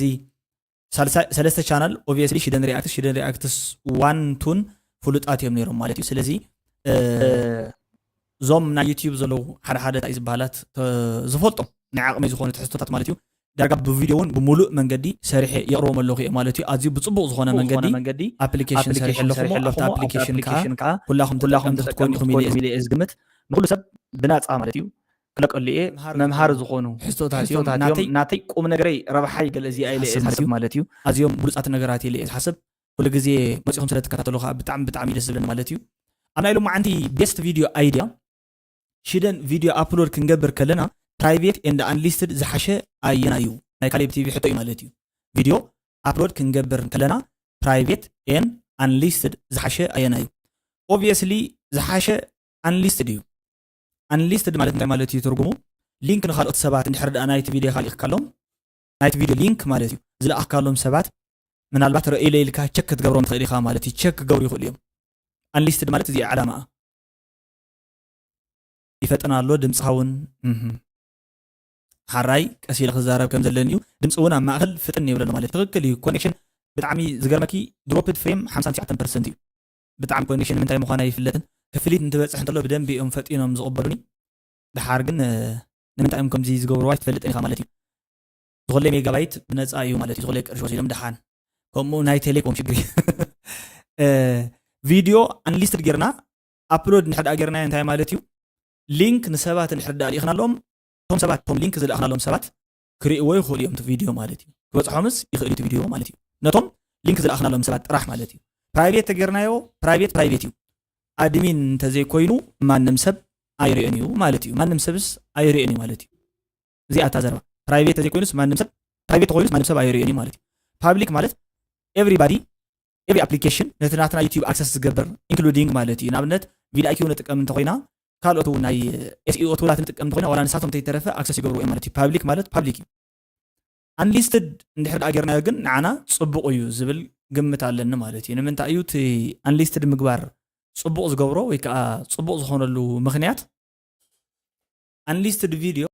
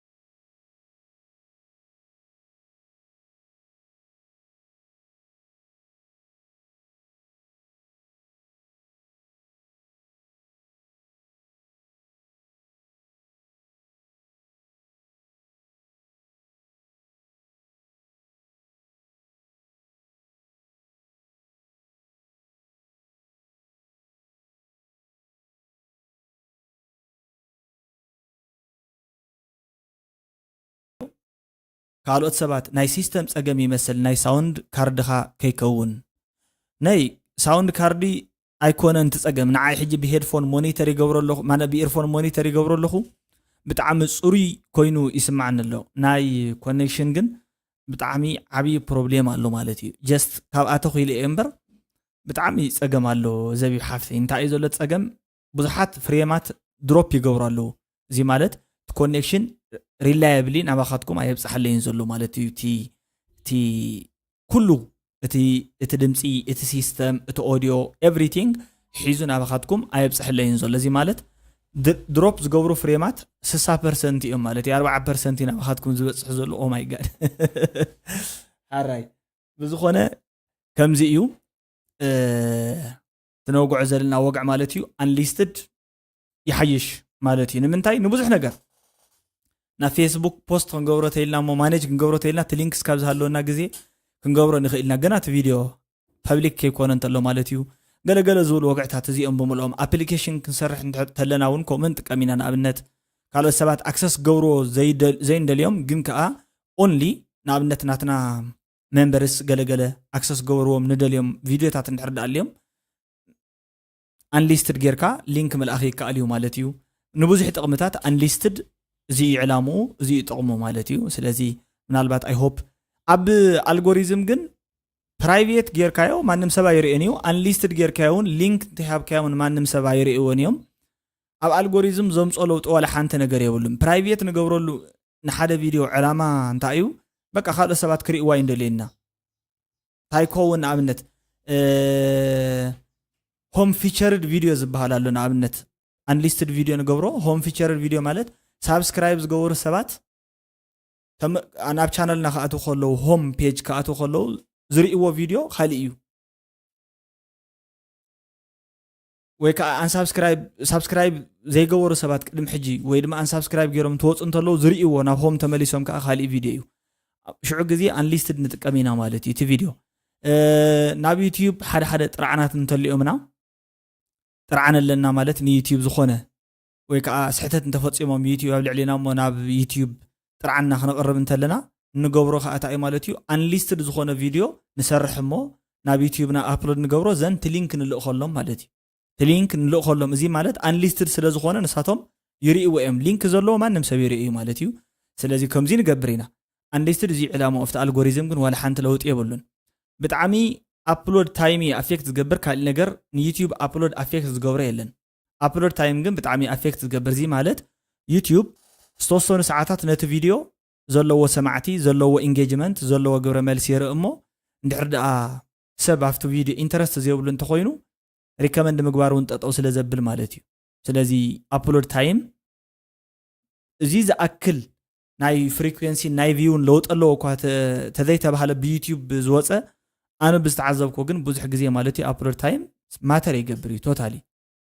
ማለት እቲ አልጎሪዝም ለርን ዝገብሮ ካብቲ ቪድዮ በቃ እቲ ቪድዮ እዚ ሰሓባይ ከም ዘይኮነ እዩ ማለት እዩ ልዕሊ ኩሉ ግን ሓደ ቪድዮ ፐርፎርማንስ ብጣዕሚ ዝቀትሎ ናይ ሪአክሽን ቪድዮታት እንድሕር ዳ ሪኢኹሞም ኣዝዮም ብጣዕሚ ድኹማት ዝኾኑሉ መንገዲ ወይ ከዓ ሰብ ዳርጋ ዕሸሽ ዝብለሉ ዘሎ መንገዲ ንምንታይ እዩ ማለት እዩ ሪፒቲሽን ስለ ዘለዎም ፒውር ዝኾነ ኦሪጂኒቲ ኦፍ ደ ኮንተንት ማለት መበቆሎም ፅሩይ ስለ ዘይኮነ ኒው አይዲያስ ስለ ዘይኮኑና መጀመርታ ከባቢ ዘሎ ሪቴንሽን ታይም ዝደኸመ ስለ ዝገብሮ ማለት እዩ እዚ እቲ አልጎሪዝም ብጣዕሚ ፐርፎርማንስ ዝቆትለነ እቲ አልጎሪዝም እዚ እዩ እዚ እንድሕር ዳ ንምግባር ዓቕሚ ግዜ ቦታ ዝተመቻቸወልኩም ዓይነት ሰባት እንድሕር ዳ ኮይንኩም ሓቂ ንምዝራብ ማለት እዩ ንኸይትወዳደሩና ገሌለ ይኮንኩን ተተወዳደሩ ኩላህና ሪአክሽኒስት ተንኸውን ፅቡቅ እዩ ግን ሪአክሽን ቪድዮ ማለት ዋላ ብኮስት ፐር ክሊክ ወይ ድማ ሲፒኤም ንባዕሉ ኮስት ፐር ሚልየ ወይ ከዓ አርፒኤም ሬቨኒው ፐር ሚልየ ዝበሃል ኣሎ ኣብዚ እውን ባዕሉ ብጣዕሚ ኣዝዩ ትሑት እዩ ማለት እዩ ሞስት ፕሮባብሊ ከምዚ ዓይነት ቪድዮታት ሰርሑ ሰባት ኣብዚ ፐርፎርማንስ ዋላ ናይ ገንዘብ ኣታዊኡ ዝቕንሰሉ ምክንያት እዚ እዩ ኤጁኬሽናል ኮንተንት ዝመስልዎ ነገር የለን ናይ ትምህርቲ ቪድዮታት ዝሰርሕ ሰብ ብጣዕሚ ኣዝዩ ብርቱዕ ዝኾነ ናይ ኣታዊ ናይ አርፒኤም ሃይ ሌቭል ኣለዎ ብኡ መጠን ፐርፎርማንስ ኤቨርግሪን ኮንተንት ይሰርሕ ንኣብነት ኤቨርግሪን ኮንተንት ማለት ኩሉ ግዜ ንሕና ንሰርሖ ነገር ኩሉ ግዜ ግሪን እዩ ኩሉ ግዜ ዝብላዕ ፍሬሽ ፍሩት ማለት እዩ ዳርጋ ሎማ አንተ ሰሪሑ ጽባሕ ሕጂ ንኣብነት ኣነ እንድሕር ኣብ ዩቲዩብ ቪድዮ ምስራሕ ጠጠው ተቢልካ ስጠጠው እዩ ዝብል ዋላ ቲቪው ማለት እዩ እዚ እቲ ሪያሊቲ ናይ ዩቲዩብ እዩ ኩሉ ግዜ ንክትሰርሕ ድማ ምናልባት ዘይክምችወካ ይኽእል ኤጁኬሽናል ኮንተንት ወይ ከዓ ብጣዕሚ መሃራይ ወይ ከዓ ብጣዕሚ መዘናግዒ ብጣዕሚ ኢንተርቴይኒንግ ዝኾኑ ቪድዮታት ፒውር ዝኾኑ ኦሪጂኖም ዝሓለው ኮፒ ዘይተገብሩ በቃ ናይ ባዕልኻ ፒውር ስራሕትታት ማለት እዩ እንድሕር ዳ ኣልዮምካ ግን ማለት እዩ ብፓሽኔትድ ኮይንካ ዝሰርሕካዮም እዚኦም ግን ኩሉ ግዜ ዘዕውቱካ እዮም ማለት እዩ ማለት ንነዊሕ እዋን ብዘይ ዝኾነ ይኹን ዋላ ኣታዊ እንድሕር ዳ ገዲፍካዮምሲ እቶም ቪድዮታት ባዕሎም ይሰርሑ እዮም እንተዘይኮይኑ ግን ማይ ቅዳሕ ማይ መልስ እያ ታወግዕ ማለት እዩ ውሃ ቅዳ ውሃ መልስ ትበሃል ወግዕ ብዚኣ ትመፅእ ማለት እዩ እዚ ከም ዘለዎ ብጣዕሚ ዓብዪ ፕሮብሌም ኣሎ ካሊእ ቅፅል ኣቢልና ናይ ሎሚ ዓንቲ ንሪኦ ቤስት ቪድዮ አይዲያ ፎር ስሞል ዩቲዩበርስ ዝበሃል ማለት እዩ ብጣዕሚ ሓደሽቲ ዩቲዩበራት ኩላህና ተጋገናየ ጌጋ እዩ ደጊምና እውን ንጋገየ ጌጋ እዩ ንሓደ ዓብዪ ዩቲዩበር ኮፒ ክንገብሮ ወይ ከዓ ክንመስሎ ንፅዕሮ ፃዕሪ ማለት እዩ ኣዝዩ ብጣዕሚ ዘፀልእ እዩ ማለት እዩ ብጣዕሚ ከውን ዘይግባእ ማለት እዩ ንዓና እውን ኣዝዩ ዘይጠቅም ረብሓ ዘይብሉ ነገር እዩ ማለት እዩ እቲ ሽግርታ እዩ መሲልካ ምስራሕ ይኮነን ትፀገሙ እወ ንዕኡ ምሲልካ ንዕኡ ማለት ናቱ እንዳረኣኻ ክትሰርሕ ትኽእል ኢኻ ማለት እዩ ግን ቲ ፐርፎርማንስ ንቐትለሉ ኣይንፈልጦን ኢና ንኣብነት ነሽነሽ ኣሎ ዝዓበ ዩቲዩበር ይሒበቲ ኣብዚ ነቕርቦ ዘለና ነገራት ዘቕርብ ማለት እዩ ብዙሕ ዓመታት ዝሰርሕ እዩ ብምንታይ እዩ ነሽነሽ ኣብቲ ደረጃ እዚ በፂሑ ግን ኣይትፈልጦን ማንም ሰብ ኣይፈልጦን ማለት እዩ ብታምኔሉ ድዩ ብኣይድያታቱ ድዩ ብመስሓቅነቱ ድዩ ማለት ኦቨርናይት ሃኒፅዎ ዝሓደረ ናይ ዩቲዩብ ማንነት ወይ ከዓ ናይ ዩቲዩብ ፕሮፌሽናሊዝም ወይ ከዓ ስብእና ማለት እዩ personality of the YouTube how to run a YouTube channel and then owning the personality በቃ ናይ ባዕሉ ዝኾነ ኣነስ እዚ ዝመስል ዝብል ዩኒክ ታለንት ዝረኸበሉ መንገዲ ገለገለ ወይ ከዓ ሰባት ንኽፈልጥዎ ዝገበሮ ፃዕሪ እንታይ ምዃኑ ኣይትፈልጦን ሓድሽ ዩቲዩበር ትኸውን ንዕኡ መሲልካ ከተቕርቦ እንድሕር ሓደ ናይ ዩቲዩብ ቻነል ሞኬርካ ደም ፌል ዝገብር ማለት እዩ ስለዚ መብዛሕትኡ ማለት እዩ ሓደሽቲ ዩቲዩበራት ክትኮኑ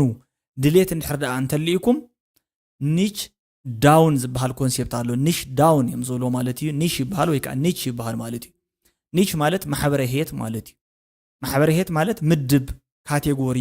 ቦታኻ ምፍላጥ ማለት እዩ ንኣብነት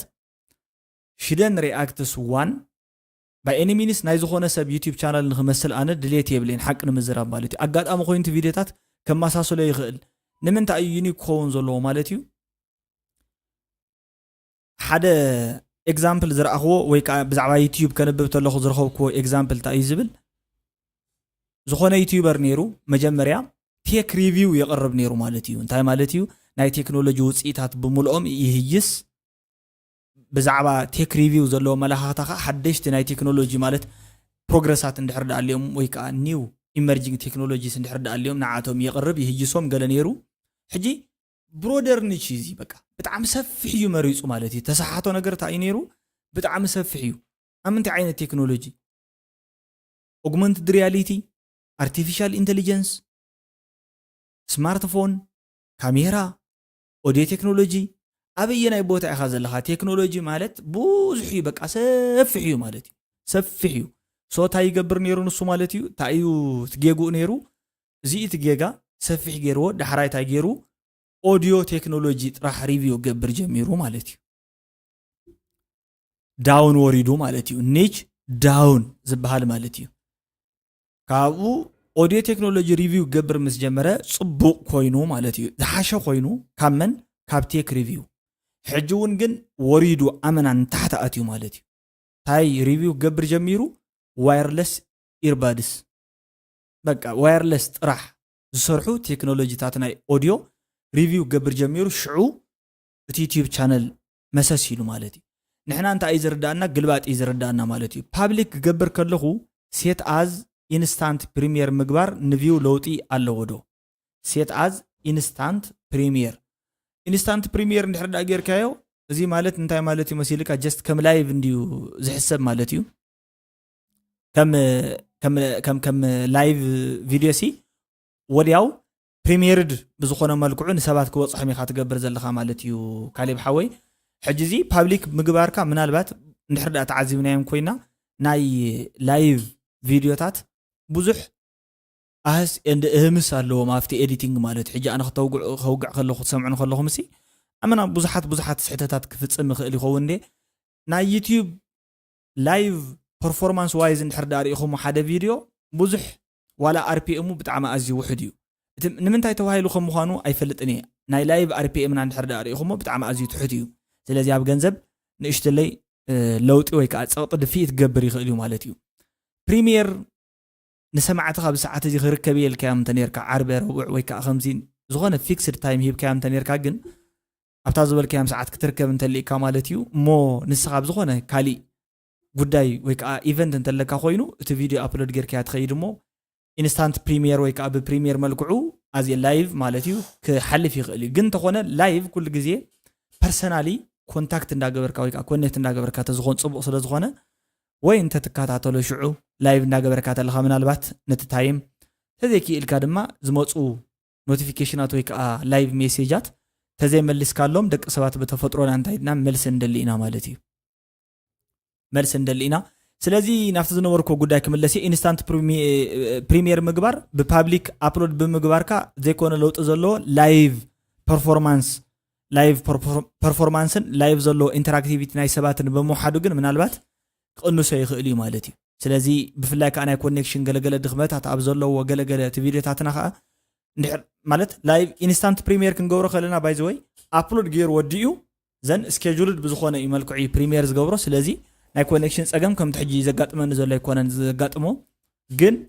ናይ ላይቭ ፐርፎርማንስ በዓሉ ታ አርፒኤም ድሕር ዳርኢና ሓደ ግዜ ማለት እዩ ፕሮብሌም ኣለዎ ስለዚ ፕሪሚየር ዝኾኑ ቪድዮታት ኣነ ንባዕለይ ብውልቀይ ከም ፓብሊክ ዝመስልዎ የለን ኤዲት ገይሩ ተወድአ ኤቭሪቲንግ ኮኔክሽን ሓሪፍ ተኮይኑ ፓብሊክ እንድሕር ዳኣ ኮይኑ ኣዝዩ ናብ ብዙሓት ሰባት ናይ ምብፃሕ ተኽእሎ ኣለዎ ግን ፐርፎርማንስ ዋይዝ እዚ ዲፈረንስ ኣለዎ ማለት እዩ ሓራይ ኒች ዳውን ዝበሃል ኮንሴፕት እንዳውጋዕኹ ፀኒሐ ነይረ ኒች ዳውን ዝበሃል ኮንሴፕት ዘውግዕ ነይረ እዚ ናይ ቴክኖሎጂ ናይ ቴክ ቪድዮታት ሪቪው ዝገብር ዝነበረ ሰብ ናብ ኦዲዮ መፅኡ ካብ ኦዲዮ ድማ ናብ ዋየርለስ መፅኡ ብድሕሪኡ እቲ ቻናሉ ዓብዩ ማለት እዩ ኣብ ቋንቋ ትግርኛ ንውሰዶ ወይ ብትግርኛ ንውሰዶ ሓደ ሰብ ባህሊ እየ ክሰርሕ ይበል ንበል እሞ ባህሊ ክሰርሕ እየ ኣብ ባህሊ እንታይ ኢኻ ትሰርሕ ደሊኻ ኣብ ባህልስ እንታይ እዩ ንኣብነት ሕጂ ንኣብነት ናይ ትግርኛ ዩቲዩብ ቻናል ክኸፍት ደልየ ይብለካ ሓደ ሰብ ማለት እዩ እንታይ ዓይነት ናይ ትግርኛ ዩቲዩብ ቻናል ክትከፍት ደሊኻ ኣብ ትግርኛ እኮ ብዙሕ ኣሎ ንኣብነት ፎክቴል ነበረያ ነበረ ጥራሕ ትነግረሉ ትዛረበሉ ቦታ ድዩ ምሁራዊ ህየሳ ትገብረሉ ቦታ ድዩ ትግምግመሉ ግጥምታት ገለገለ ናይ ፖለቲካል ነቐፌታ ወይ ዝኾነ ወቕታዊ ኩነታት ተቕርበሉ ድዩ ኒውዝ ቻናል ድዩ ደርፊ ዲኻ ተቕርበሉ ሚውዚክ ኦንሊ ድዩ ኢንተርቪው ትገብረሉ ድዩ ባህሊ ጥራሕ ክትብል ከለኻ ንኣብነት ባህሊ እንዳኸድካ በቦትኡ ባህሊ ተርእየሉ ድዩ ዝተፈላለዩ ቦታታትን ኢቨንታትን ብምልዓል ትባህሊ እዚ ምስ ምንታይ ከም ዝተሓዝ ገለ ተቕርበሉ ድዩ ዲፕ ክትኣቶ ኣለካ ማለት እዩ ዲፕ ተኣቲኻ እዚ ማለት እንታይ ማለት እዩ ዋ ዲፕ ተኣትየ ደኣ መን ክሰምዓኒ ኩሉ ቅሪበ እኳ ሰብ ዘይሰምዓንስ ዲፕ ኣትየ ናብ ውሽጢ ናይ ቴክኖሎጂ ኣትየስ ክሰምዓኒ ኢልካ ትዛረብ ኖ ኒች ዳውን ክትገብር ከለኻ ስፔሲፊክ ኢንተረስት ዘለዎም ኦዲየንስታት ኢኻ ትረክብ ዘለኻ ትእልሽ ዘለኻ ማለት እዩ ስለዚ እዚ ማለት እንታይ ማለት መሲልካ ብዙሓት ነጋዴታት ኮይና ተሰሊፍና ኣለና ማለት እዩ ኩላህና ኮሚደረ እንድሕር ዳ ሒዝና ተበሊዓ ዓዲ ማለት እዩ ስለዚ ኣብ ማእኸልና ፃዕዳ ሽጉርቲ ዝሓዘ ሰብ ተተረኺቡ ሞስት ፕሮባብሊ ኩሉ ሰብ ኣብኡ እዩ እቲ ኢንተረስቱ ሓደ ግዜ ኣይድያታት ብምልኦም ማለት እዩ ኣብ ሳፕላይ ኣይኮኑን ኣብ ዲማንድ እዮም ማተር ዝገብሩ ማለት ኣብ ኣቕርቦት ዘይኮነስ ኣብቲ ስኬርሲቲ ዘለዎ ነገር እዩ ሰብ ክሰርሕ ዝግብኦ ማለት እዩ ሶ ኣነ ቅድሚ 3 ዓመት ክጅምር ከለኹ ዘን ሪኣክሽን እየ ጀሚረሉ እቲ ቻናል ብሪኣክሽን ቀፂለ ኣለኹ ካልእ ቻናል ሕጂ ሰዓት ጀምር ዝብለኒ ሰብ ተዝረክብ ነይረ ግን ክገብሮ ዝግባኣኒ ጉዳይ ወይ ከዓ ዝገብሮ ናይ ዩቲዩብ ቻናል ምናልባት ኣብ ካልእ ንጥፈት ማለት እዩ ሕጂ እውን ሒዘ ክመፅእ ስለ ዝደለኹ ኣብ ካልእ ንጥፈት እየ ክቕፅሎ ማለት እዩ ስለዚ በዚ እንተትረድእዎ ስሞል ዩቲዩበርስ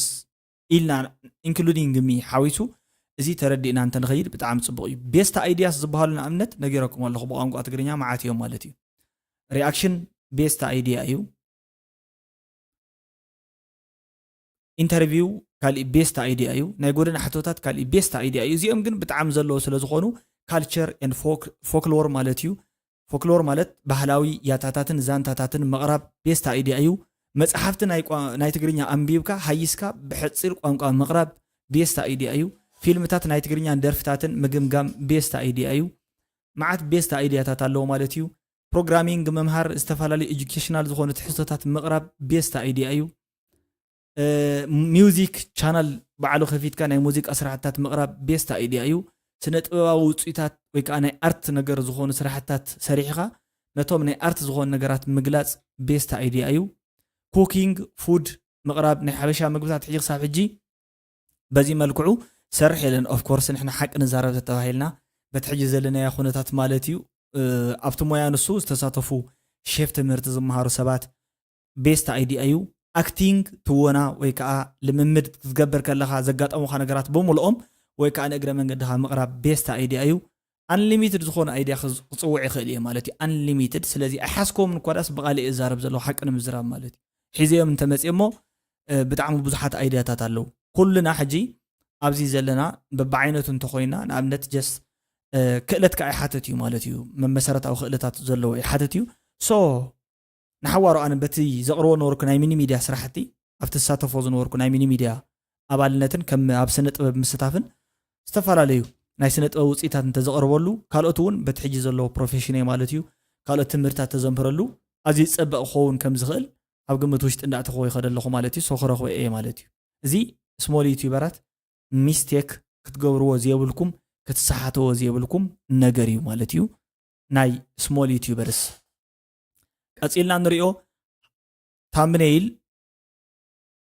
ኣብ ኩላህና ዝረአ ፀገም እዩ ማለት እዩ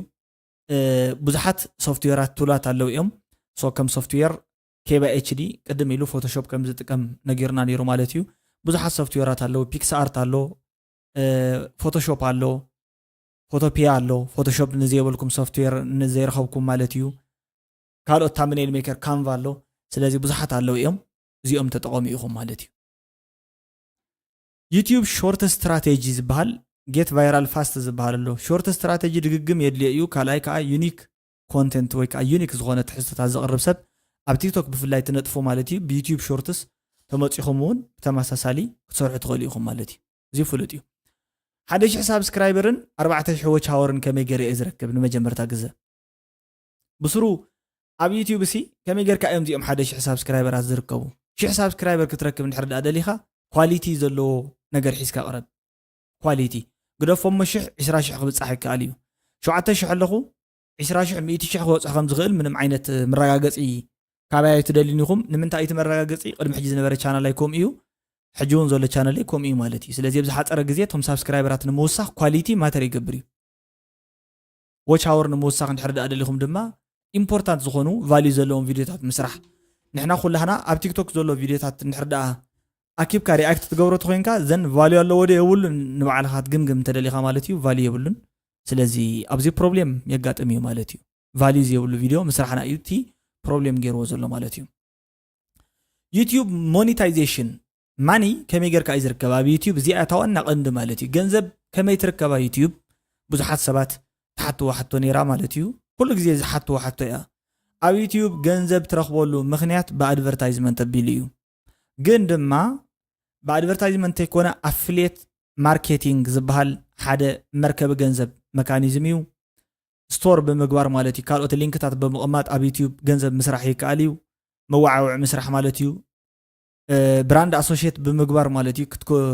ገንዘብ ክትረኽቡ ትኽእሉ ኢኹም ማለት እዩ ንኣብነት ዝተፈላለዩ ብራንድታት ክትጥቀሙ ትኽእሉ ኢኹም ምስቶም ብራንድታት ከዓ ውዕል ክትምስርቱ ትኽእሉ ኢኹም ማለት እዩ ንኣብነት ከምዚ ዝጥቀሞ ቴክኖሎጂ ኣሎ ማለት እዩ ኣነ ዝጥቀሞ ቴክኖሎጂ ከምዚ ትሪእዎ ዘለኹም ናይ ማኦኖ ዝበሃል ቴክኖሎጂ ማለት እዩ ኣብ ኦዲዮ ኢንዳስትሪ ዝነጥፍ ቴክኖሎጂ እዩ ምዚ ውሱናት ዝኾኑ ዋላ ይኹኑ ስምማዓት ኣለውን ማለት እዩ እዚ ክብል ከለኹ ዝተፈላለዩ ከምዚ ዓይነት ሳውንድ ካርድታት ይኹኑ ገለገለታት ዝጥቀሞም ማለት እዩ ምስ ማኦኖ ዝተተሓዙ ናይ ማኦኖ ቴክኖሎጂ ውፅኢታት ዝኾኑ ሳውንድ ካርድታት ገለ ማለት እዩ ክበኒ ብነፃ ንሰማማዕ ኢና ማለት እዩ ስለዚ ብምንታይ ኢና ነፃ ክብል ከለኹ ኣነ ነፃ ማለተይ ዋጋ ይሕልፈሉን ዘለኹ ግን ብስራሕ ክሰርሕ እንተለኹ ማለት እዩ ካልኦት ናይ ቴክኖሎጂ ውፅኢታት ክጥቀም እንተለኹ ዝሰማምዑ ናይ ቴክኖሎጂ ነገራት ሓቀኛ ብዝኾነ ጀኒን ብዝኾነ መንገዲ እንድሕር ዳኣ ሪቪው ዝገብሮም ኮይነ ኣብዚ ጉዳይ እዚ ክነጥፍ ንእሽተለይ ሓገዝ ክረክብ ክእል እየ ማለት እዩ ካብ ዝተፈላለዩ ብራንድታት ከመይ ጌርና ኢና ንሳቶም ንረኽቦም እንድሕር ዳኣ ኢልኩም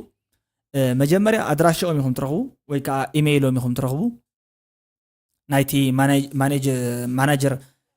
ኢሜይል ወይ ከዓ ናይቲ ኤስኢኦ ማለት እዩ እንድሕር ዳኣ ረኺብኩም ብጣዕሚ ዝበለፀ ይኸውን እዘን ፅቡቕ ዝኾነ ኢሜይል ትፅሕፍሎም ማለት እዩ ጀስት I wish to connect with you ወይ ከዓ to have a link with you ገለልኩም ማለት እዩ I am a super ally with you would you mind giving a headphone or something like that ዝኾነ ነገር ማለት እዩ to review in my channel and then to participate in your affiliate program ገለልኩም ትፅሕፍሎም ማለት እዩ ግን እዚ ብትክክለኛ sincerely yours dear madam dear sir ዝብል ነገራት ቶም greeting and farewell ዝበሃል ነገራት ኣይትረስዕዎም ኢኹም then main body ዘለዎ ኢሜይል ጽሕፉ ጽሕፉ ከለኹም ንኣብነት ማለት እዩ dear sir dear madam ኢልኩም then I hope you will see or you will check this email soon ገለልኩም ኣብ ላዕሊ ማለት እዩ ኣብ ታሕቲ ከዓ ጽቡቕ ዝኾነ ናታትኩም ሳብስክራይበር ቤዝ መን ምዃኑ መን ከም ዝሰምዓኩም እሞ ኣብቲ ዓዲ እዚ ብጣዕሚ ጽቡቓት ነገራት እንድሕር ዳ ኣቕሪብኩም ሰማዓ ከም ዘለኩም ኣለንኩም ዲ የብልኩምን ብዘይ ይገድስ ንምንታይ ሳብስክራይበርኩም ቶም ዘለውኹም ቫልዩብል ኣሴት 20,000 سبسكرايبر نحر دلون أبنت كاليب حوي 20,000 حلوه حجي 20,000 زيهم بتعمل فاليبل اسيتيوم هيومن اسيتيوم مالتيو زياتهم يتقملوا مالتي سلازي ابزي طرح بቋንቋ ፈረንጅ መጽሐፍተ ይኮነስ ንኣብነት ሓደ ናይ ኦዲዮ ሃይ ሽደን ወዲ ትግራይ ዋትስአፕ ኪንግ አሎላ ዋትስአፕ ዌልካም ሳብ ጋይስ ዋትስአፕ ኢሉ ሕጂ ተቀርብ ማለት እዩ ዘን ሒዝኩም ትመፁ ከምዚ ዓይነት አይዲያ ማለት እዩ ንኣብነት ኣብ መቐለ ከይድኩም ኣብ መቐለ ዘለኹም ዩቲዩበራት ናይ ሓደ ብጣዕሚ ፍሉጥ ዝኾነ ናይ ኤሌክትሮኒክስ ወይ ናይ ኤሌክትሪካል ዲቫይስስ ኣቑሑት ሸይጥ ከምዚ ካልኦት ወይ ጀነራል ትሬዲንግ ገለ ዘለዎ ሰብ ከይድኩም ማለት እዩ ከምኡ ኣብዚ ቦታ እዚ ገዚአ ገለልኩም ተፋልጥዋ ሄድፎን ይኹን ገለገለ ካልኦት ነገራት ምስኡ ውዕል ክተኣስሩ ትኽእሉ ኢኹም እዚ ማለት ብዙሕ ግዜ በኣና ዘይተለመደ እዩ በኣና ዘይተለመደ ነገር እዩ ሓደ ሓደ ዝኸድኩም ፍጻመታት ስለ ዝነበሩ ሰክሰስፉል ከዓ ስለ ዝኾኑ ማለት እዩ ብዙሓት ዲቫይሳት ማለት እዩ ዝተፈላለዩ ናይ ሄድፎን ገለገለ ውፅኢታት ከምዚ ማለት እዩ ከፋልጠልኩም እንዳወልኩም ተቀበሉ እዚ ከዓ ተፋልጥሎም ከዓ ማለት እዩ ንእግረ መንገድኩም እዚ ማለት ጊቭ ኤንድ ቴክ ዩ ስክራች ማባክ እናውል ስክራች ዩርስ ዝበሃል ኣሎ ማለት እዩ ሕኸኸኒ ክሓክካ ዝበሃል ነገር እዩ እዚ ቅልል ብዝበለ ኮንሴፕት ገንዘብ ንረኽበሉ እዩ ኢኮኖሚክ ፍሪደም ሪሊ ዩቲዩብ ከም ስርሒ ኢለ እንትሒዙ ይረኽበሉ ድየ 100% ርግፀኛ ጥርጥር የብሉን ትረኽበሉ ኢኻ ዘን ስታርት ቱዴይ ኣበቃ እዚኣ the power of now እንድሕር ዳኣላካ ኮይና ሓደ ክልተ ሰለስተ በቃ ዩቲዩበር ድሕረ ደጊም ኢልካ ትጅምር ማለት እዩ ድሕረ ደጊም በቃ ኣነ ዩቲዩበር እንታይ ይኸቅርብ መሓሳብ እንደ ዘረባ እንደ ዘይክእል ኩላህና ዘረባ ይንኽእል ባይዞ ማለት እዩ the only problem መጀመርያ ዘለና ክእለት ከም ትሕጂ ዘለና ኩሉ ግዜ ድሓር እናማዕበልና ንመጽእ ክእለት ከምኡ ሒዝና ክንቀርብ ኢና እንደለ ኩላህና ማለት እዩ እንድሕር ደኣ ከምዚ ዓይነት ክእለት ሒዝና ክንቀርብ ትደልዩ ኮይንኩም ኩሉ ግዜ እንታይ ዝግበር ማለት እዩ ዋ ከም ዴሞስቴን ዝበሃል ነይሩ ዝርርብ ምልማድ ዘይኽእል ሰብ መልሓሱ ኮልታፍ ገለ ዝነበረ ሽዑ ጭንጫ መልሓሱ እቲ ገለ ዝርርብ ተለማሚዱ መፅዩ ማለት እዩ ከምኡ እንድሕር ደኣ ክትኮኑ ደሊኹም ተዘይ ኮይኑ ኣብ ዩቲዩብ እንዳወደቕካ እንዳተሳኻ ኢኻ ተለማመድ ዝኾነ ነገር ማለት እዩ ሳብስክራይበር ውሒድኒ ቪድዮ ልማዓንቲ ቪው ዝየብላ ገለገለ ብሊቭ ኢት ኦር ናት መጀመርያ ግዜ ዩቲዩብ ክሰርሕ እንተለኹ 114 ቪድዮ ሰሪሐ 500 ሳብስክራይበር ኣይበፅሕን ማለት እዩ 114 ቪድዮ ታኪ እሰርሕ ነይራ ኣይፈልጦን ነይረ ሲለ ኩሉ እሰርሕ ዝረኸብኩ ከም ዓሻ ማለት እዩ ሕጂ እዚ እቲ ዋና ስሕተት እዚ እንተዘይ ተሳሒትኩም ድማ ርግፀኛ 114 ቪድዮ ገለገለ ኣይኮነን እዚ ቻናል እዚ ከፍተት ኣለኹ ኣብ ሓደ ሰሙን ውሽጢ ሞኔታይዝድ ኮይኑ ማለት እዩ ሲምፕል ኬዝ ማለት እዩ ሓቂ ንምዝራብ እቲ ናይ መጀመርታ ግን 114 ቪድዮ ዘን ከይደ ታይጌረ ማለት እዩ ሓደ ግዜ ታይጌረ በቃ ከመሃር ኣለኒ ዝብል ነገር ተማሂረ ማለት እዩ ኣይ ብዛዕባ ዩቲዩብ ዘይፈለጥኮ ዝኾነ ስሕተት ነገር እንተሎ እዩ እምበር ስሕተት ዘይህሉ ነይሩ ሲ ከመይ ገረታ ኮይነ 100 ገለመለን ቪድዮ ሰሪሐ ሰለስተ ሓደ ቪድዮ ሰሪሐ ነው ዓለኻ ዝኾነ ህንዳዊ ተሪኻዮ ሚሊዮን ሳብስክራይበር ገና ተቐዲኻ ማለት ሕጃኡ ተደኒቐ ኣነ ለካ ሰሓትኮ ነገር ክልተ ነገር የን ነይረን አንቶ ነገርኩም ሰሓትኮ ነገር ክልተ የን ሓደ ቪድዮ ክስራሕ ተሎ ኳሊቲ የለዎ ቫልዩ የለዎ ዝብል ነገር ኣይፈልጥን ዝረኸብኮ ቪድዮ እሰርሕ ዝመሰለኒ ንዓይ ዝመሰለኒ ቪድዮ ኸውን ይዝወልኮ ነገር እዚ ዘይሰርሖ ኢልኩም ተሓስብዎ ትኽእሉ ኢኹም ሒና ኣብነት ንሱ የሰርሕ ከምኡ ኣይኮነን ቪድዮ ኣብ ዩቲዩብ ሰማዕትኻ ዝደልይዎ ኢኻ ትሰርሕ ሰማዕትኻ ዝደልይዎ ማለት ዕዳጋ ክትወፅእ ከለኻ ማለት እዩ እቲ ዕዳጋ ዝጠልቡ ነገር እንዲ ሓይስካ ትመፅእ ስለዚ እዚ ማለት እቲ ዲማንድ ኢኻ ተፅንዕ ማለት እዩ እዚ ንምፅናዕ ዝጠቕሙ ቱላት ኣለዉ ዶ የስ ካብኣቶም መን እዩ እቲ ሓደ ቱል ማለት እዩ ኣነ ባዕለይ ዝሰራሕዎ ሶፍትዌር upload flow.onrender.com upload flow.onrender.com ናይ ባዕለይ ዝሰራሕዎ ቱል እዩ ፍሪ ከዓ እዩ ፍሪ ቱል እዩ ማለት እዚ ማለት ቶም ካልኦት የኽፍሉ ስለ ዝኾኑ ናይ ባዕለይ ዝሰራሕዎ ቱል ኣሎ ኢንጌጅመንት ሜትሪክስ ዋት ኤቨር ኩሉ ማለት እዩ ኣብ ውሽጡ ኣለዎ ሓንቲ ኪወርድ መፅሓፍ ኢና ኣብነት ትግርኛ ካልቸር ኩናማ ካልቸር ኢልኩም ሰርች ትገብሩ ዘን ከም ጻልኩም እዩ ተቃልንሳ ክንደያ ፐርፎርም ትገብር ጽብቕቲ ድያ ንቪድዮ ተሰሪሕላ እዚኣ በዛ ታይትል እዚኣ ክሰርሕ ዶስ ኣይክሰርሕን እንድሕር ደኣ ደስተ ዘይልዎ بقى مالت زتحت ندحر كوينو كتغرفو مو كالي عينت تايتل تمرص ازي مالت حبت عداغا يدلن مالت حدا ميكانيزم ازي انت ترديكم بقى يوتيوبراتكم لما انت مالتي اتو جمرو بقى يمهركم كلكم زيكو بقلل زبل ملكعو بقى انا زفلطو نوحي ساعات كمزي نوت غلغل حيزه انبيبه غل زبلو مالتيو كم كريكم نوت غل زحزولو زي بملو معلت غير زي كلهم صالكم بملو نا يوتيوب تمرت استمهاركو ነገር بحدا غزي يدربيلكم አለኹ بلጥ مخان مالت كاتا مالتيو بزحات سبات نوح ساعات زلوفعلو ነገር بحصير ساعات كمرخ خلو صحف قب توديا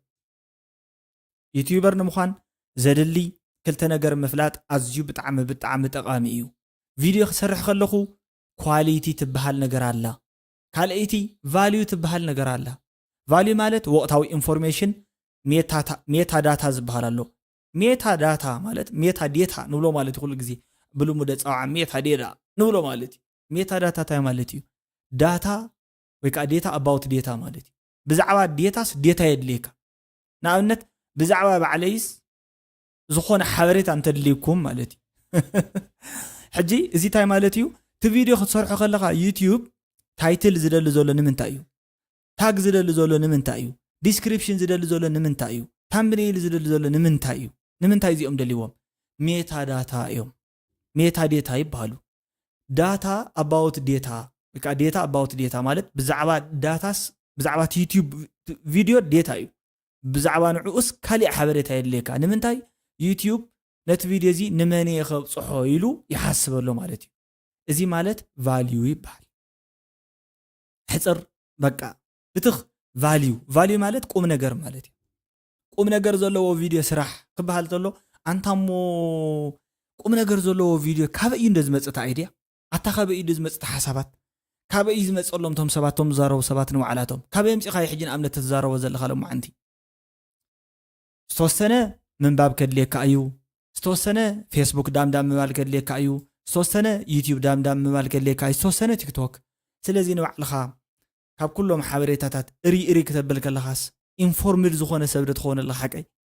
ስለዚ ግዜ እንተጥፊኻልኩ ኩሉ ነገር ሓበሬታ ኣለካ ማለት እዩ ሓበሬታ ዘለካ ነገር ብዛዕባ ዩቲዩብ ሙሉእ ሓበሬታ ተልካ ናውሌጅ ኣለካ ማለት እዩ ስለዚ እዚ ቪድዮ ጌርካ ተቕርቦ ሲምፕል ነገር ንኣብነት ከነግረኩም ሳይንስን ቴክኖሎጂን ከቕርብ ደልየ ተዝብል ሓደ ሰብ ወሳይንስን ቴክኖሎጂን ከቕርብ ይኽእል እዩ ማለት ናይ ሳይንስን ቴክኖሎጂን ዩቲዩብ ከቕርብ ይኽእል ማለት እዩ ግን ታዩ ተጸጊሙ ከመይ ገረ እንታይ ይኸቅርብ ብስሩ ኣነ ዝፈልጦ ዘይብለይ ንባዕለይ ታይሞ ይኸቅርብ ተነብብ ሞን እሽተለይ ድሓራይከ ኣንቢበ ዘንበብክዎ ምዝራብ ንኻልኦት ሰባት ዳ ፍልጠት ድዩዚ እወ ፍልጠት እዩ ከምቲ ዘንበብካዮ እንደወረደ ዲኻ ተቕርበሎም ከምኡ ከይኮነን ተቕልሎ ነት ነገር ማለት እዩ ሲምፕሊፋይ ትገብር ንኣብነት ፕሮግራሚንግ ከምህረኩም ደልየ ንዓኻትኩምስ ቫሪያብል ማለት እንታይ ማለት እዩ ዝብል ቃል ንሕርዳ ከምህረኩም ደልየ ቀሊል እዩ ቫሪያብል ማለት ከረጢት ማለት እዩ መትሓዝ ማለት እዩ በቃ ከረጢት ብቋንቋ ትግርኛ ቀላል እያ ከረጢት ዛ ከረጢት ቀላል ስለዚ ፕሮግራሚንግ መምህር ክኸውን ይኽእል እየ ማለት እዩ ኣኸለ እዚ ማለት 1000 ሳብስክራይበር በቀሊሉ ከርክበልካ ዝኽእል 4000 ዎች አወር ኣብኡ ፎከስ ኣይትግበሩ 1000 ሳብስክራይበርን 4000 ዎች አወርን ሽግር የለን ዋዳ ብዙ መጽየ ማለት እዩ ቻናልኩም ትልእኹለይ ጀመርት ዝኾንኩም ንኣብነት ዮርዳ ፋሚሊ የላ ኤግዛምፕል ማለት እዩ 500 600 እንተላ ረኺበያ ነይረ ብዙ ተቀርብ ነይራ ማለት እዩ ኣብዚ ኮሜንቱን ጽሕፍ ነይራ ደምሮ ንሕዋተይ እንዳበለት ማለት እዩ ሳብስክራይብ ግበር ላይ ለነይረ ናተይ ዲዩ ናይ ካልኦት ሰባት ሓገዝ ዲዩ አይ ዶንት ኬር ምዕባያ ኢደስ ዝብለካ ሽሕን ገለ መለን ሳብስክራይበር ኣለዎ ሕጂ ዮርዳ ፋሚሊ ሶ ሲምፕል 4000 ሳብስክራይበር ኣይኮነን ታይ 4000 400 ክንኣቱ ኢና ኮጽቢት ናምበር 4000 ኣታይለ ዩቲዩብ ሞኔታይዜሽን ከምዚ ማለት እዩ ካልኣይ መብዛሕትኦም ሰባት ዘይስዕብዎ ዩቲዩብ አናላይቲክስ ዝበሃል ኣሎ ዩቲዩብ ባዕሉ ናይ ባዕሉ ዝኾነ መስደመም ዝኾነ ብጣዕሚ ተኣምራታዊ ዝኾነ ንስኻስ ነቲ ቪድዮኻ ክትግምግመሉ ትኽእል ከይድኻ ኣብ ምንታይ በፂሑ ኢልካ ትግምግመሉ ኣፕሊኬሽን ኣሎ ኩልኩም ዘይትፈልጡ ትኾንኩም ዋይቲ ስቱዲዮ ይበሃል ጻዕንዎ ዋይቲ ስቱዲዮ ካብኡ ዩቲዩብ ክፈቱ ክንደይ ሰብሪኦም ክንደይ ተዓዛበለኩም ክንደይ ሰዓታት ተደሚሩ እንታይ ትጸገም ማለት እንታይ ፀገም ክብለኩም ከለኹ ታምብኔል ተኮይኑ ክሊክ ስሩርየት ዝበሃል ኣሎ ንታሕቲ ገጹ ይኸውን ኣሮው እንዲህን ላዕሊ ግሪን ዝኸውን ንታሕቲ ገጹ ንላዕሊ ገጹ ይኸውን ማለት እዩ አይ ዶንት ኖ ዋይ ኖት ንምንታይ ከዘየሪአኩም ማለት እዩ ዩቲዩብ አናላይቲክስ ንምርኣይሲ ብቸስ ምንም ዓይነት ፕሮብሌም ኣለዎ ኢለ ኣይሓስብን ዩቲዩብ አናላይቲክስ ከሪእኩም ከለኹ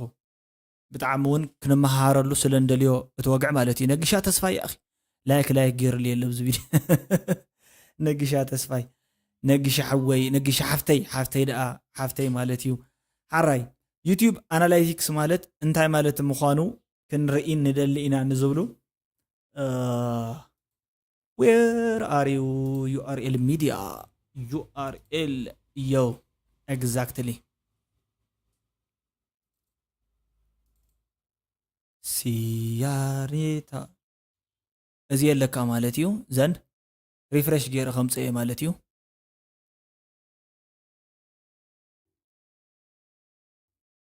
ሪፍሬሽ ገይሩ ክሳብ ዝረኽቦን እሽላ ንሕና ዝኾነ ዕላላት ክንዕልል ኢና ማለት እዩ ክቡራትን ወፍትዋትን ማለት እዩ ሓራይ ከምዚ ትሪእዎ ዘለኹም እዩ ሕጂ ዘመሓላልፎ ዘለኹ ላይቭ ቪድዮ ይረኣየኩም ድሕር ዳኣልዩ ኮይኑ ኣብዚ ትሪእዎ ዘለኹም ቪድዮ ብዙሓት ወግዕታትን ዕላላትን እዮም ዘለዉ ማለት እዩ ብጠቕላልኡ ግን አናላይቲክስ ማለት ብዙሕ ነገር እዩ ብዙሕ ነገር ይነገረና ብዙሕ ነገር ይምህረና ማለት እዩ ስለዚ ብዙሕ ነገር ካብ ዝምህረና ነገር እሲ ምናልባት ሲዮ ዩአርኤል ሚዲያ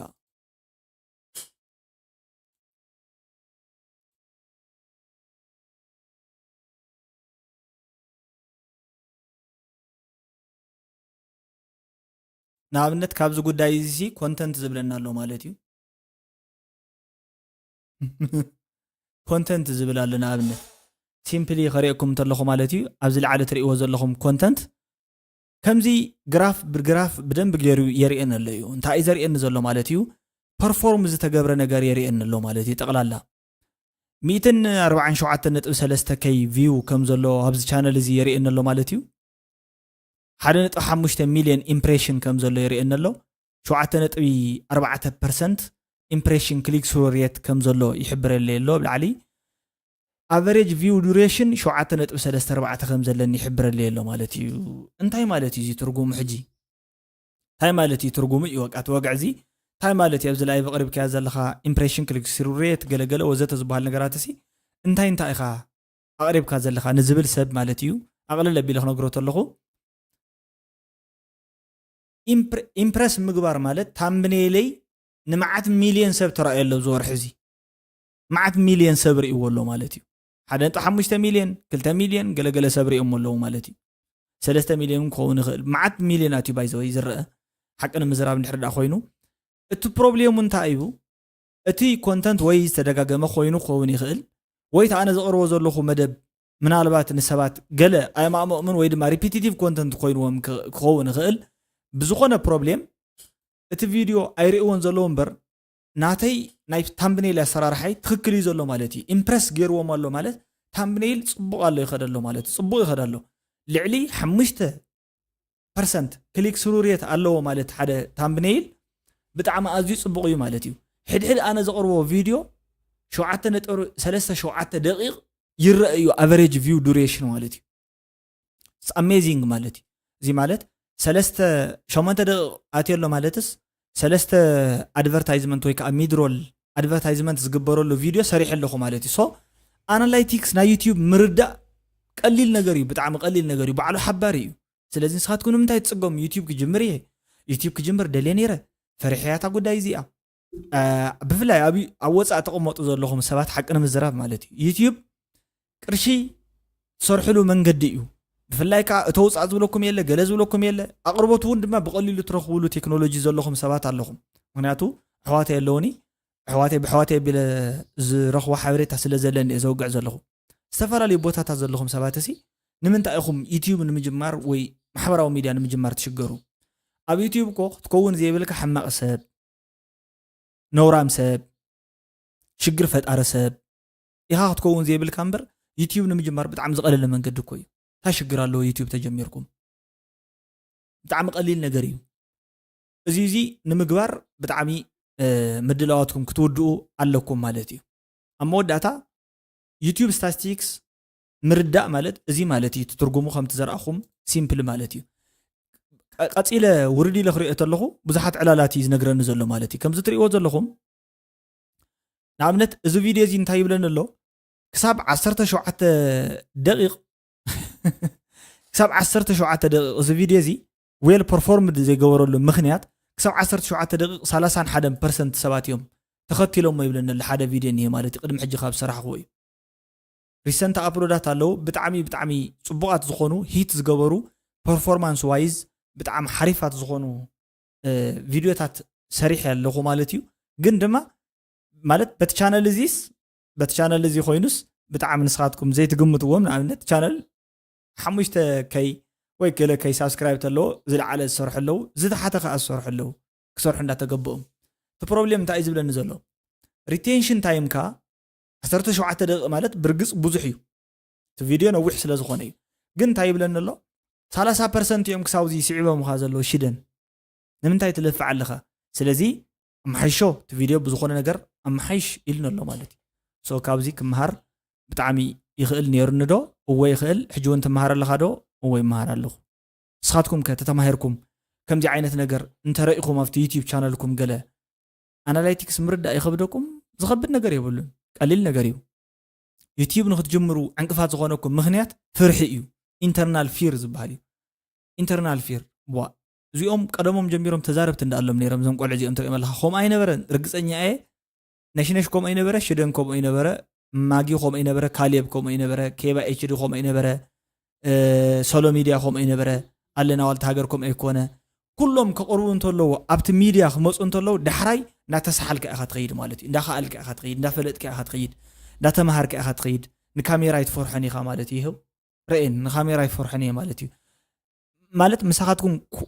ኮንታክት ይገብር ምህላዊ ዋላ እንዳተረድእ እንዳሃለወ ዘይፈርሑ ማለት እዩ ስለዚ ነቲ ላይቭ እዚ ባይ ዘ ወይ ላይክ ግበሩ ፍሪ ኮንተንት ፍሪ ቅርሺ ስለ ዝህብ ዘለኹ ብዙሓት ዩቲዩበራት ይጭነቑ ይህልው ንኣብነት ኣታዚ ሽደንስ ዛመስጢር እምበር ነጊሩ ካብ ዩቲዩብ የውፃና ኣለኹላ ዩቲዩበር ክትከውን ያይ ከምኡ ዝብሉ ሰባት ኣለዉ ማለት እዩ ኖ ከምኡ ዝበሃል ነገር የለን ብነፃ ዝረኸብኩሞ ብነፃ ሃቡ እዩ ብነፃ ዝተዋሃብኩሞ ብነፃ ሃቡ እዩ እንደን ቡክስ ፎር ኦል እዩ ፍልጠት ንኩሉ ወዲ ሰብ ብነፃ ዝረኸብክዎ ኣይኮነን ደኺመ ረኺበ እየ ደኺሞም ረኺቦም ሰባት ከዓ ንዓይ ዩቲዩብ ቪድዮ ሪኦም ለእዮም ማለት እዩ ብዙሓት ሰባት ከዓ ምሳይ ብዙሕ ቁም ነገር ሰሪሖም እዮም ብዙሕ ሓቢርና ተጓዒዝና ኢና ንዓይ እውን ኣበራታትዖም እዮም ማለት እዩ ሞር ከተባራታትዑን እንተደሊኹም ድማ ጊፍት ክትልእኹ ላይ ትኽእሉ ኢኹም ሓቂ ንምዝራብ ሱፐር ቴንክስ ማለት እዩ እዚ ማለት ለይትን ቀትርን ሞር ብዛዕባ ቴክኖሎጂ ኣነ ብኮምፒውተር ሳይንስ ስለ ዝተመረቕኩ ብዛዕባ ቴክኖሎጂ ዝዛረቦ ዘግጠፍአኒ ስለ ዝኽእል ማለት እዩ እዚ ንምፅጋም ብዙሕ ዘሸግረለይ ሰብ ዓይነት ኣይኮንኩን ግን ኣብዚ ብዙሕ ብዛዕባ ናተይ ውልቀ ፐርሰናሊቲ ምዝራብ ኣድላይ ኣይኮነን how to teach effectively on live ኣብ ላይቭ ሲ ክተምህሩ ትደልዩ ዶ ኢና ኢሎም ማዓንቲ ክተምህሩ ትኽእሉ ኢኹም ንኣብነት ኣነ ከም ዝበልካዮ ኣብ ኣውሮፓ ተወሳኺ ገንዘብ ክሰርሕ ይኽእል እየ ዋላ ኣብ ኣፍሪካ እውን ኮፍ ኢልና ኢና ድልና ብዙሓት መናእሰይ ትምህርቲ ረኺብና ኣነ እኮ ከመይ ዝኣመሰለ ዲግሪ ኣለኒ 3.94 ኣለኒ ውፅኢት ናይ ዩኒቨርሲቲ ማለት እዩ ፍልይ ዝበለ ዲግሪ ኣለኒ ባይዘወይ ንምዝራብ ሰቓሊ ተምሃራይ ማለት እዩ ነበር ፍሉይ ካልኣይ ብርኪ ተምሃራይ ቀላሚኖ እየ ማለት እዩ ቀላሚኖ ማለት እንትፈልጥዎ ንሕርዳ ኣፍልጦ ኣለኩም ትፈልጥዎ ኢኹም ማለት እዩ ስለዚ ናይ ትምህርቲ ፕሮብሌም ኣይኮነን ናብ ዩቲዩብ ዘእትወካ ፍልጠት ኣልባ ስለ ዝኾንካ ኣይኮንካን ናብ ዩቲዩብ ተኣቱ ዕላማኻ ዝኾነ ሓሳብ ኣለካ በይንኻ ዝሓስካዮ ሕጂ ንሰባት ክትነግሮም ትደሊ ነርካ ብዙሕ ግዜ ክነግሮም ይደሊ እየ ምስ ሰባት ከውግዓሉስ ይደሊ እቲ ሓሳብ እዚ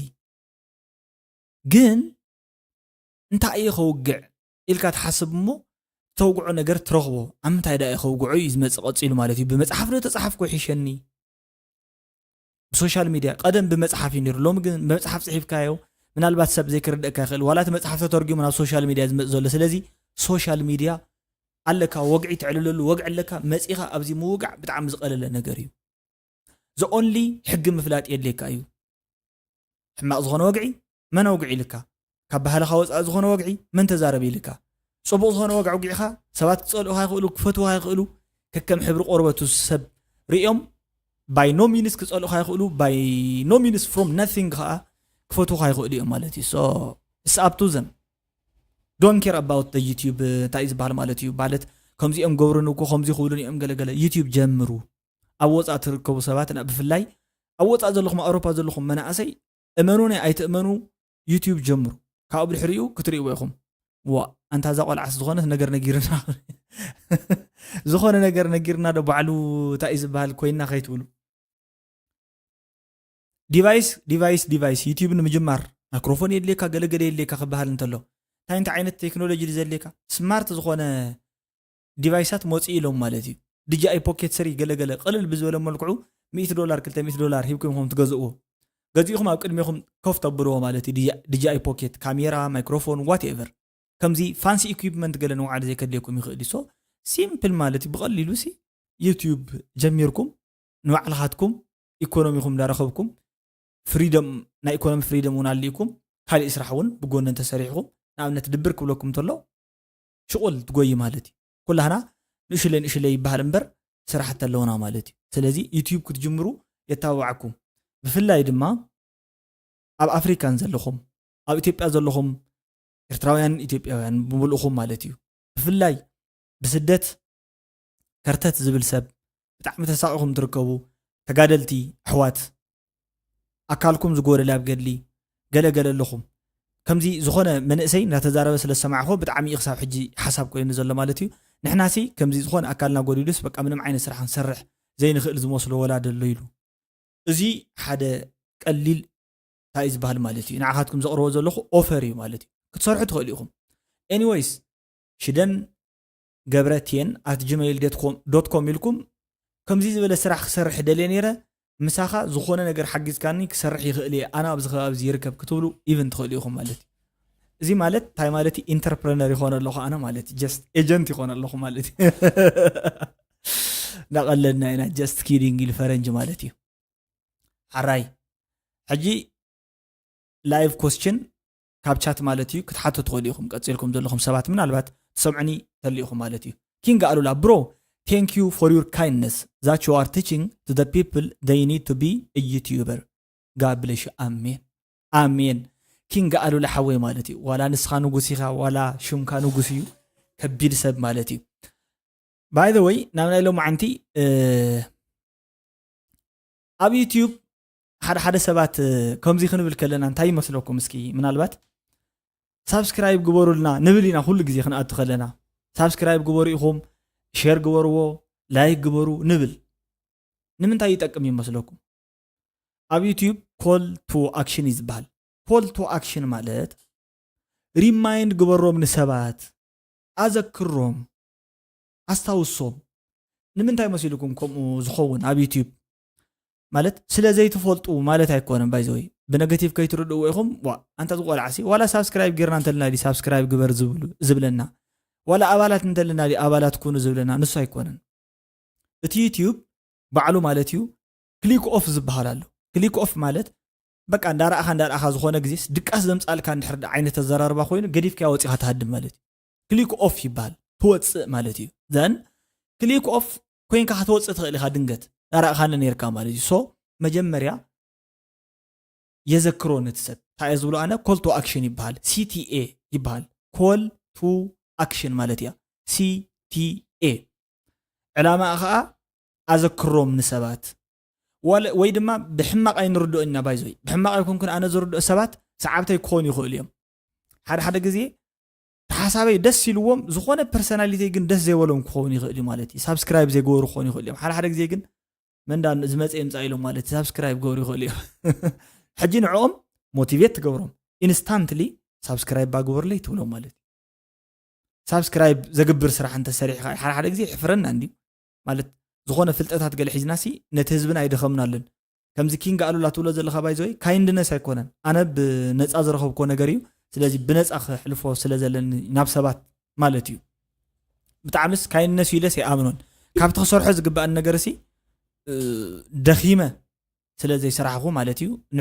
ንዓለይ ንሕሊና ሓደ ግዜ ዝወቕሰኒ ማለት እዩ ሕጂ ሃይ ኳሊቲ ላይቭ ስትሪም كنقربين اب تيك توك اب فيسبوك اب يوتيوب نتبلو مالتيو نشتلي እተን መሳርሕታት እስኪ ጥቁመ ብለና ወይ ዝኾነ ግዜ መሓዛና ክርከሎ ወይ ድማ ብኡ ክንሓልፍ ከለና ዓዳጋ ወይ ዝኾነ ኣብ ወፃእ ዘሎ በዓል እንታይ ዝበሃልና ክልእ ከልና ሓውና እኮና ገለ ተዘይ ኮይኑ ድማ ወፃእና ዘለና በዓልትና ካብ ኣማዞን ካብ ኣሊባባ ክንእዝዝ ንኽእልና ትብሉ ማለት እዩ ክትእዝዙ ትኽእሉ ኢኹም ካብ ኣሊባባ ኤንዌይስ ብቐሊሉ ማለት እዩ ነዊሕ ዝኾነ ናይ ታክሲ ገለ ከይተሓቱን ኢኹም ኣብታት ወገን ምክንያቱ ከቢድ ስለ ዝኾነ እምበር ዝተረፈ ነገር ሽግር የብሉን ላይቭ ስክሪን ሼሪንግ አፕሊኬሽን የድልየኩም ስክሪን ሼሪንግ ማለት ኣብ ስክሪንኩም ትሰርሕዎ ዘለኹም ንኣብነት ስክሪን ሪከርዲንግ ዝበሃል ኣሎ ኣብ ስክሪን ትሰርሕዎ ዘለኹም ነገር ሼር ትገብሩሉ ናብ ካልኦት ሰባት ማለት እዩ እዚ የድልየኩም እዩ እዚ አፕሊኬሽን ንኣብነት እንታይ ትጥቀም ድሕር ዳኢልኩምኒ ስትሪም ያርድ ይጥቀም OBS ትጥቀም ኢኻ ኢካም ዝበሃል ኣሎ ንጥቀሚና ፕሪዝም ላይቭ ይጥቀም ማለት እዩ ማዓት ዘይተጠቀም ኩሎም ሶፍትዌራት የለውን ሕጂ ትጥቀመሉ ዘለኻ ሶፍትዌር ከይትብሉን ባይዘወይ ኣብ ላዕሊ HTTPS 8 VCVA ገለ ሊንክ ቅሚጠሉ ዘለኹ ዝጥቀመሉ ዘለኹ shiden-stream.onrender.com ኢልኩም ሰርች ግበሩ ማለት እዩ ባዕለይ ሰራሕዎ ዌብሳይት ንላይቭ ይጥቀመሉ ኣለኹ ወይ ከዓ ሆስት ንምግባር ይጥቀመሉ ኣለኹ እዚ ሰራሕዎ ዌብሳይት ግን 8x8 VC ዝበሃል ማለት እዩ ጀትሲ ሚት ዝበሃሉ ኣለዉ API ካብኣቶም ወሲደ ፕሮግራም ዝገበርኮ እዩ ናይ ብኖድ JS ዝበሃል ወይ ከዓ ብጃቫስክሪፕት ኮድ ዝተገብረ እዩ ግን ንስኻትኩም ኮደይ እንደሊ ገለመለይ እንደለ ተሓውና በቃ ሲካ ብቐሊሉ ንሕና በቃ ላይቭ ኢና ስትሪም ክንገብር እንደሊ ብፍላይ ከዓ ናብ 3 እንደሊ ኣነ ናብ ቲክቶክ እኮ ሕጂ ክሳብ ሕጂ RTMP server ዝበሃል ኣሎ ማለት እዩ ሪል ታይም ፕሮቶኮል ማለት እዩ ራን እንታይ በሃል ትገብሩሉ ሰርቨር ኣይፈቅዱን ዘለው ቲክቶክ ኣብዮም ነም ዘሎ ክሳብ ሕጂ አፕሊኬሽኑ ሰሪሕ ይፈቅዱልን ማለት እዩ ግን ትክክለኛ ማለት እዩ ክትጥቀሙ እንተደሊኹም ብፍላይ ናብ ፌስቡክ ናብ ዩቲዩብ ብሓንቲ ግዜ አፕሊኬሽን ኣላትኩም ኣብ ፕሌይ ስቶር ፕሪዝም ላይቭ ትበሃል ፕሪዝም ላይቭ በቃ እተው ኢልኩም ዳውንሎድ ገርዋ ዘን ዩቲዩብ ቻናልኩምን ናይ ፌስቡክ ፔጅኩምን ኮኔክት ጌርኩም ኣተሓዝወን ላይቭ እተው ብስልክኩም ማለት እዩ ዋላ ብስማርት ዲቫይስ ካል ነገር የለኩም እተው ኣብ ፌስቡክን ኣብ ዩቲዩብን ብሓደ ግዜ ኣለኹም ኦ ማይ ጋድ ሰርፕራይዝ ነገርና ኣሎ ተቆልዓሎም ማዓንቲ ሽደን ሰርፕራይዝ ይገብረና ኣሎ ኢሎም ማዓንቲ ፍሪሊ ቴንክ ዩ ፎር ካይንድነስ ስለ ዝበለኒ ኪንግ ኣሉላ ጋድ ብለሽ ዝብል ምርቃት ስለ ዝሃብኒ እዚ ካብዚ ምርቃት እዚ ዝዓቢ የለን ኣሜን ኢለ ማለት እዩ ኣምላኽ ይሃብካ ኢልን ማለት እዩ ካብዚ ዝዓቢ ምርቃት ስለ ዘየለ ከዓ እዚ ነገር ዝፈልጦ ነፃ ገይረልኩም ኣለኹ ክፍቲ እዩ ማለት እዩ ፕሪዝም ላይቭ ኣውጊዕ ኣለኹ ቀፀልና ማይክሮፎን ክጥቀም ደልየ ነይረ ዝሓወይ ንስኻ ሕጂ ንእሽተለይ ሕጂ ኣነ ነጊረኩም ኣለኹ ኮንደንሰር ማይክሮፎን ኣለኒ ኮንደንሰር ማይክሮፎን ይጥቀም ኣለኹ እንህልኩም ከዓ ዳይናሚክ ማይክሮፎን ኣሎ ማለት እዩ እዚ ማለት ከመፈላለላይ ንእሽተለይ ኣፍልጦ ክኾንልኩም ኩሎም ማይክሮፎናት ሓደ ዓይነት ኣይኮኑን ክትፈልጥዎም ምእንታን ማለት እዩ በዚ ንኣብነት ተዘይረ ክዛረብ ተጀሚረ እንዳቐነሰ እዩ ዝኸይ ማይክሮፎን እዚ ማለት እዩ ናይ ባዕሉ ዝኾነ ናይዚ ማይክሮፎን ቢሄቪየር እዩ ማለት እዩ ፖላር ፓተርን ዝበሃል ኣሎ ማይክሮፎን ክትገዝኡ ከለኹም በዚ ተዛሪበ ዝሰምዐኒ ማይክሮፎን ክህሉ ይኽእል እዩ በዚ ተዛሪበ ፅቡቕ ማይክሮፎን ክህሉ ይኽእል እዩ በዚን ንኣብነት ንፖድካስት ገለ ክተቕርብሉ ትኽእሉ ማይክሮፎን ኣሎ ጭራሽ ካብዚ እንድሓር ጀሚሩ ዘይሰርሕ ማለት እዩ ከምዚ ግን ከምዚ ናይ ልቢ ቅርፂ እዚ ይሰርሕ ከምዚ ፖላር ፓተርን ኢልና ንፅውዖ ማለት እዩ መብዛሕትኡ ግዜ ንሱ እዩ ማለት እዩ ተዘይ ኮይኑ ግን ብዙሓት ዓይነት ፓተርንታት ዘለዎ ማይክሮፎናት ኣለው እዚ ኮንደንሰር ማይክሮፎን ይበሃል እዚ ዳይናሚክ ማይክሮፎን ይበሃል ግን ቅልል ዝበለ ብስሩ ናይ ባሕቅሲ ኣነስ ላይቭ እንዲ ከቕረብ ደልየ ዝሓወይ ግን ታይ መስለካ ኢሎም ዘማኽሩን ሰባት ስለ ዘሎ ብውሽጢ ማለት እዩ ዓቕሚ የብለይን ማለት ታይ ገይሮም እየ ክቕርብ እምበርቲ ሓሳብ በቃ ክዛረብ ይደሊ እየ ብጣዕሚ ደስ ዝብለኒ ግን ዝኾነ ወግዕታት ኣለውኒ ዘቕርቦም ወግዕታት ማለት ዘረባታት ማለት ኣይኮንኩም ባይዘወይ ወግዓዊ ወግዕታት ማለት እዩ ሕጂ ከም ዲቫይስ ዝመኽረኩም ኣነ እንታይ መሲልኩም ማይክሮፎን ንእሽተለይ ማይክሮፎን ኣላ ሽሕን ገለመለን ቅርሺ ትሽየጥ እዛ V9 ገለገለ ዝበሃላ ንእሽተለይ ማይክሮፎናት ቻርጅ ጌርካ ዝሰርሓ ማለት እዩ በአን ክትጥቀሙ ትኽእሉ ኢኹም በአን ሰሪሕካ ትፈልጥ ደሽደን መዓት ግዜ ሞኔታይዝድ ጌርካ ሞኔታይዝድ ኮይነስ 180 ዝሄብላ ስማርትፎን ጌረስ ብንእሽለይ ዲቫይስ ሰሪሕስ ብኩሉ የሰሪሕ ዝፈልጥ ማለት እዩ ኩሉ ግዜ ብሓደ ግዜ ቶፕ ደረጃ ክትበፅሕ ስለ ዘይትኽእል ዝዓቕምኻ ማለት እዩ ንኣብነት ዘለኽዎ ኤርያ ዘለኽዎ ቴብል ዝጥቀሞ ዘለኹ ማይክሮፎን ሕጂ ኮምፒውተር ንባዕሉ ሓቂ ንምዝራብ ሕጂ ፋንሲ እዩ ዴስክቶፕ ኮምፒውተር ኮይኑስ 150,000 ተገዝአ እዩ ዴስክቶፕ ማለት እዩ ግን ክጅምር ተለኹ ኸ ቶሺባ ፖርቴጅ ካብኡ በቃ ካልእ ነገር የለን ስማርትፎን ጽቡቕ ዝበለለካ ብጌርካ ዩቲዩብ ክትሰርሕ ትኽእል ዶ ኦብቪየስሊ ክትሰርሕ ትኽእል ሓሳብ ክህልወካ ጥራሕ እዩ ዘለዎ ማለት እዩ ስለዚ ታንእሽትለይ ዘላ ሶኒ ኣብዚኣት ነቕምጣ ማለት እዩ በኣ ወንበርከ ወንበር እውን ከከም ግዜኡ ማለት እዩ 100 ሂብካ ትወሃብ ናይ ካፍቴርያ ወንበረላ ኣብኣ ከፍ ትብል ማለት እዩ ንቐደም ሓስል ኣለዎ ዶ እወ ኣብ ጥዕናታት ካሁምታት ነገር እወ ግን ስፖርት እየ ስፖርት ፎቶ ማለት ትራይሴፕ ባይሴፕ ገለ ትብል ንእሽተለይ ሲካ ፈሊጥካ ወኸይድካ ኣብቲ እንዳ ስፖርት ቤት ንእሽተለይ ትርብሾም ማለት እዩ ዘንቡ ድሕሪኡ እንዳረኸብካ ምስከድካ ድማ ትቕይር ዘይቕየር ዝበሃል ነገር ኣብዚ መሬት እዚ ኦብቪየስሊ የለን እንዳቐየርካ ኢኻ ትቕይር ኩሉ ግዜ ማለት እዩ ዋላ እቲ ስቱድዮ እዚ ሒን ኣብነት ቀፃሊ ዓመት ክህሉ ድዩ ኣይክህሉን ማለት እዩ ትቕይር ተዓቢ ወፃእታትካ እውን ብኡ መጠን ኣታውታትካ እውን ብኡ መጠን ስለ ዝኾኑ ማለት እዩ ሽዑ ኣይትሕሰቡሎ ትጨነቑሉ ጽቡቓት ማይክሮፎናት ብሉ የቲ ሮድ ሹር ኤስኤም 7B ማይክሮፎናት በቃ ኣብ ህይወተይ ኣነ ሹር ኤስኤም 7B ክገዝእ ዝደሊ ክገዝእ ሕጂ ምእንታን ኦዲዮ ክሕጉሰኩም ማለት እዩ ንሰማዓትስ በቃ ናይ መወዳእታ ኣልቲማተም ዝብልዎ ማለት እዩ ደ ኣልቲማተም ማክሲማም ኣልቲማም ኣልቲሜት ይዝባል ኣልቲማም አይባልን ማክሲማም ኦር ኣልቲሜት ኦር ኣልቲማተም ይባል እዚ ዓይነት ኦዲዮ ማለት እዩ ሳቲስፋክሽን ምእንታን ከለወኩም ኣነ ብኦዲዮ ደስ ይብለኒ በቃ ጀስት ነው عليك ሰምዑ ከለኹ ዋላ ኮርኩሕነ ስለ ዘይደሊ ማለት እዩ ግን ከከም ዕድል ኮይኑ በብግዚኡ ናብ ሓይስኮ ዝመጻኹ ናይ ማይክሮፎን ድምጺ ከምኡ እዩ ማለት እዩ ብሉ የቲ ሮድ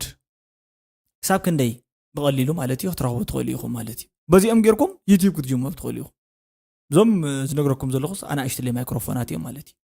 ብፍላይ ከዓ እዛ ሶኒ 1500 ዩቲዩብ ንክጅምር ሓደ ሰብ ስማርትፎን ጽብቕቲ 19,000 እንትድመር እንተሎ 1,500 ማይክሮፎን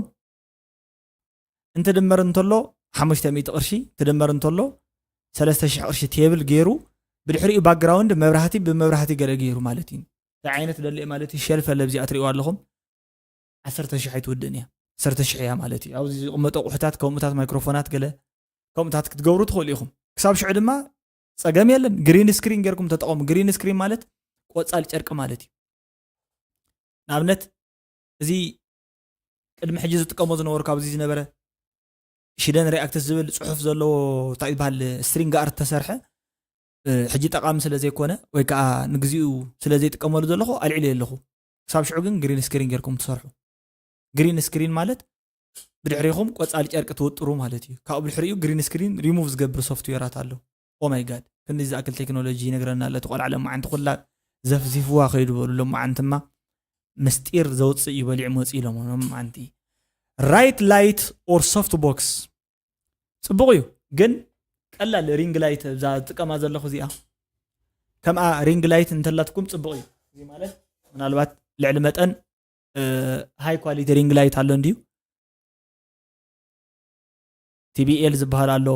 ያው ከምዚ ትሪእዎ ዘለኹም ልዕሊ መጠን ከዚዩ ኩሉ ዝኣክል ክደምቕ ዝኽእል መብራህቲ ኣሎ ማለት እዩ ሶ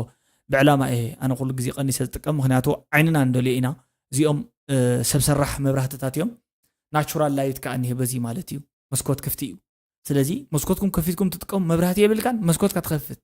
ኣብ ደገ ዋላ ትኸውን ኣብ እግሪ ጽላል ኮይንኩም ላይቭ ዘይትሕልፍታ ሽግር ኣለዎ ዓደይተ ዝኾነ ነር ሕጂ ኣነ ቀሊል እዩ ኣብ ገምገም ረዋ ኺድ ኢለ ማለት እዩ ኣብኡ ኮይነ ላይቭ መሕለፍኩ ብቻ ኢንተርኔት ይስርሓለይ ካልእ ጸገም የለን ማለት እዩ ስለዚ ስትሪም ላብ ቻት ቦት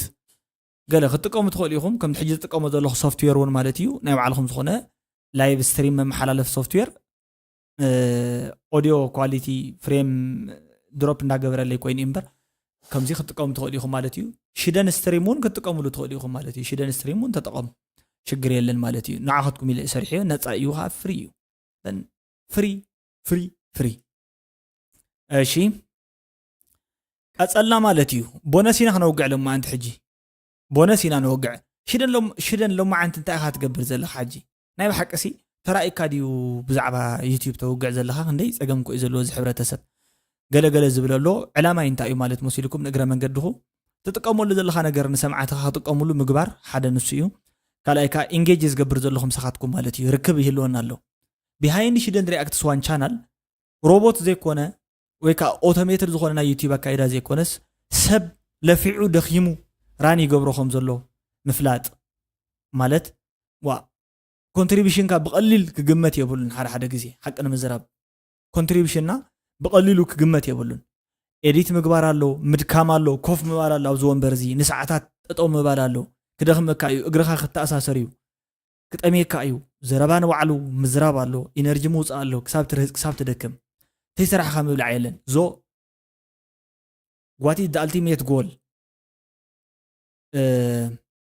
as a destiny ويكا أمود داتا كزارو وزدلو ويكا تسام أب تايو مالتي علاميناتي እዚ ዩቲዩብ ቻናል ሽደን ሪአክትስ ዋን ዝበሃል ናባኻትኩም ኩሉ ግዜ ሳብስክራይብ ዝገበርኩምሉ ዘይተሓፍሩሉ ቻናል ሳብስክራይብ ብምግባር ዘይተዓሰሉ ተዳልየ መሃረሉ ተዳልየ ጽቡቕ ነገር ረኽበሉ ተዳልየ ናይ ባዕሊ ሓሳብ የውግዓሉ ተዳልየ ርእይቶ ይጽሕፈሉ ትብልዎ ቻናል ሰብ ዩራን ዝገብሮ እዚ ማለት ለይትን ቀትርን ዝልፍዖ ዘሎ ነገር ምዃኑ እንድሕር ዳ ኣሚንኩምሉ ናይ ባዕልኻትኩም ዝኾነ ኮንትሪቢሽን ክህልወኩም ይኽእል እዩ ማለት እዩ አይ ዶንት ኖ ገንዘባዊ ሓገዝ كساف حجي أنا حاتي يفلتني أنتي مالتي سوبر تينكس جزء ليل حاتي يفلتني مهنياتو قوم نجار كسرح لنا نقدم مهيرة دخيمة لفيعة زين سبات مسرخو حجزو تيليم حجزو يخو اليوم زبل أمنت على لنا مالتي تهوينهم زي حجزو هينات حجزو يخو اليوم مهنياتو أنا أم هيرة ندحر دابس channel زي نساتهم قاعدة زي سمعوه دقوم كسمعوه داونلود جرم كهوم يخو اليوم أبغى زخ فيتهم كهوم يخو اليوم سلازي by any means alternative ناي labor work ويك أنا يسرح من مارسي حزي قريبة سلازلخو أزيد ما قليل contribution سلازي يكون سبات أنا أشلي نجارات يوم اليوم زحسبهم نجارات واجان دخفلوهم سلاز نبرو بقليلون كرهوهم سلازي قالوا أنا لما نعيق قللت مسيلهم تتسمع مني نمنتا يقلل بيلخ أنا نعاتهم زي نجروم يلي حزي يمس مالتي سلازي question and answer QA session مالتي نيبعلو كله صبغيو أبزو وقعتاتون موقع بتعمل أزيو صبغو نجر مالتي final thoughts بحالنا لو معنتي أكالي جر حزيز مصأخو مودة تايت بلنا شدن consistency is key يقولوا repetition is the mother of study كتتصنع أنت اللي خازو خونا نجر كتدقاقم ولكا زبحال وقعي كلنا سمعنا نفلتينا بزعق دي تدقاقي مزارقنا حد نجارات كنت تدقاقيمهم تزارون تلو نمنتا إنا عشيش نقولو مسيلكم بقى سلز الدقاقم by default سلز الدقاقم عشيش نقولو so ولا خمزي خوينو you have to be consistent in your life مالتي كل جزية consistent كوينكم اتيوتيوبكم ران قبروا زبل اي مودات حدا مخرن لنا مالتي زان حدا جزية دما repurpose قبروهم تم كونتنتاتكم repurpose مالت قلقليهم اب يوتيوب مكروهم قلقليهم اب فيسبوك مكروهم قلقليهم اب تيك توك مكروهم مالتي have fun then keep learning تمهارو كل جزء نلوم عنتي فيديو نزي مثل كنا ندلينا تقول سبعة الليهم إيدكم حافظ بقولون لعلي ويكان حتى ندلينا تقول وقعتها تليو إيدكم كتر علتهم زل مالت أبزي نقر نفتي مالتيو لا أخو لي مالتيو كأوقات إلى دما لينك لكم لعلي بمتواق مالتيو نزل لينك بمتواق جوين كتقولوا تقوليهم مالتي نفتي ناي لايف سيشن ناي لايف وقعنا مالتي اسكن تاي سمعكم اللهم دو بسرو سمعتي ايريكم زلو حق انا مزرب تخاتاتل تاع يوتيوبر زلوهم فيورس اي كم كونكرنت فيور اي تخاتاتلكم ويكا ايراخوم سويد يوتيوب يقرب زلوهم مالتي كينغ قالوا لا ثانك يو زبلن كلكم ابزي ريت زهابكم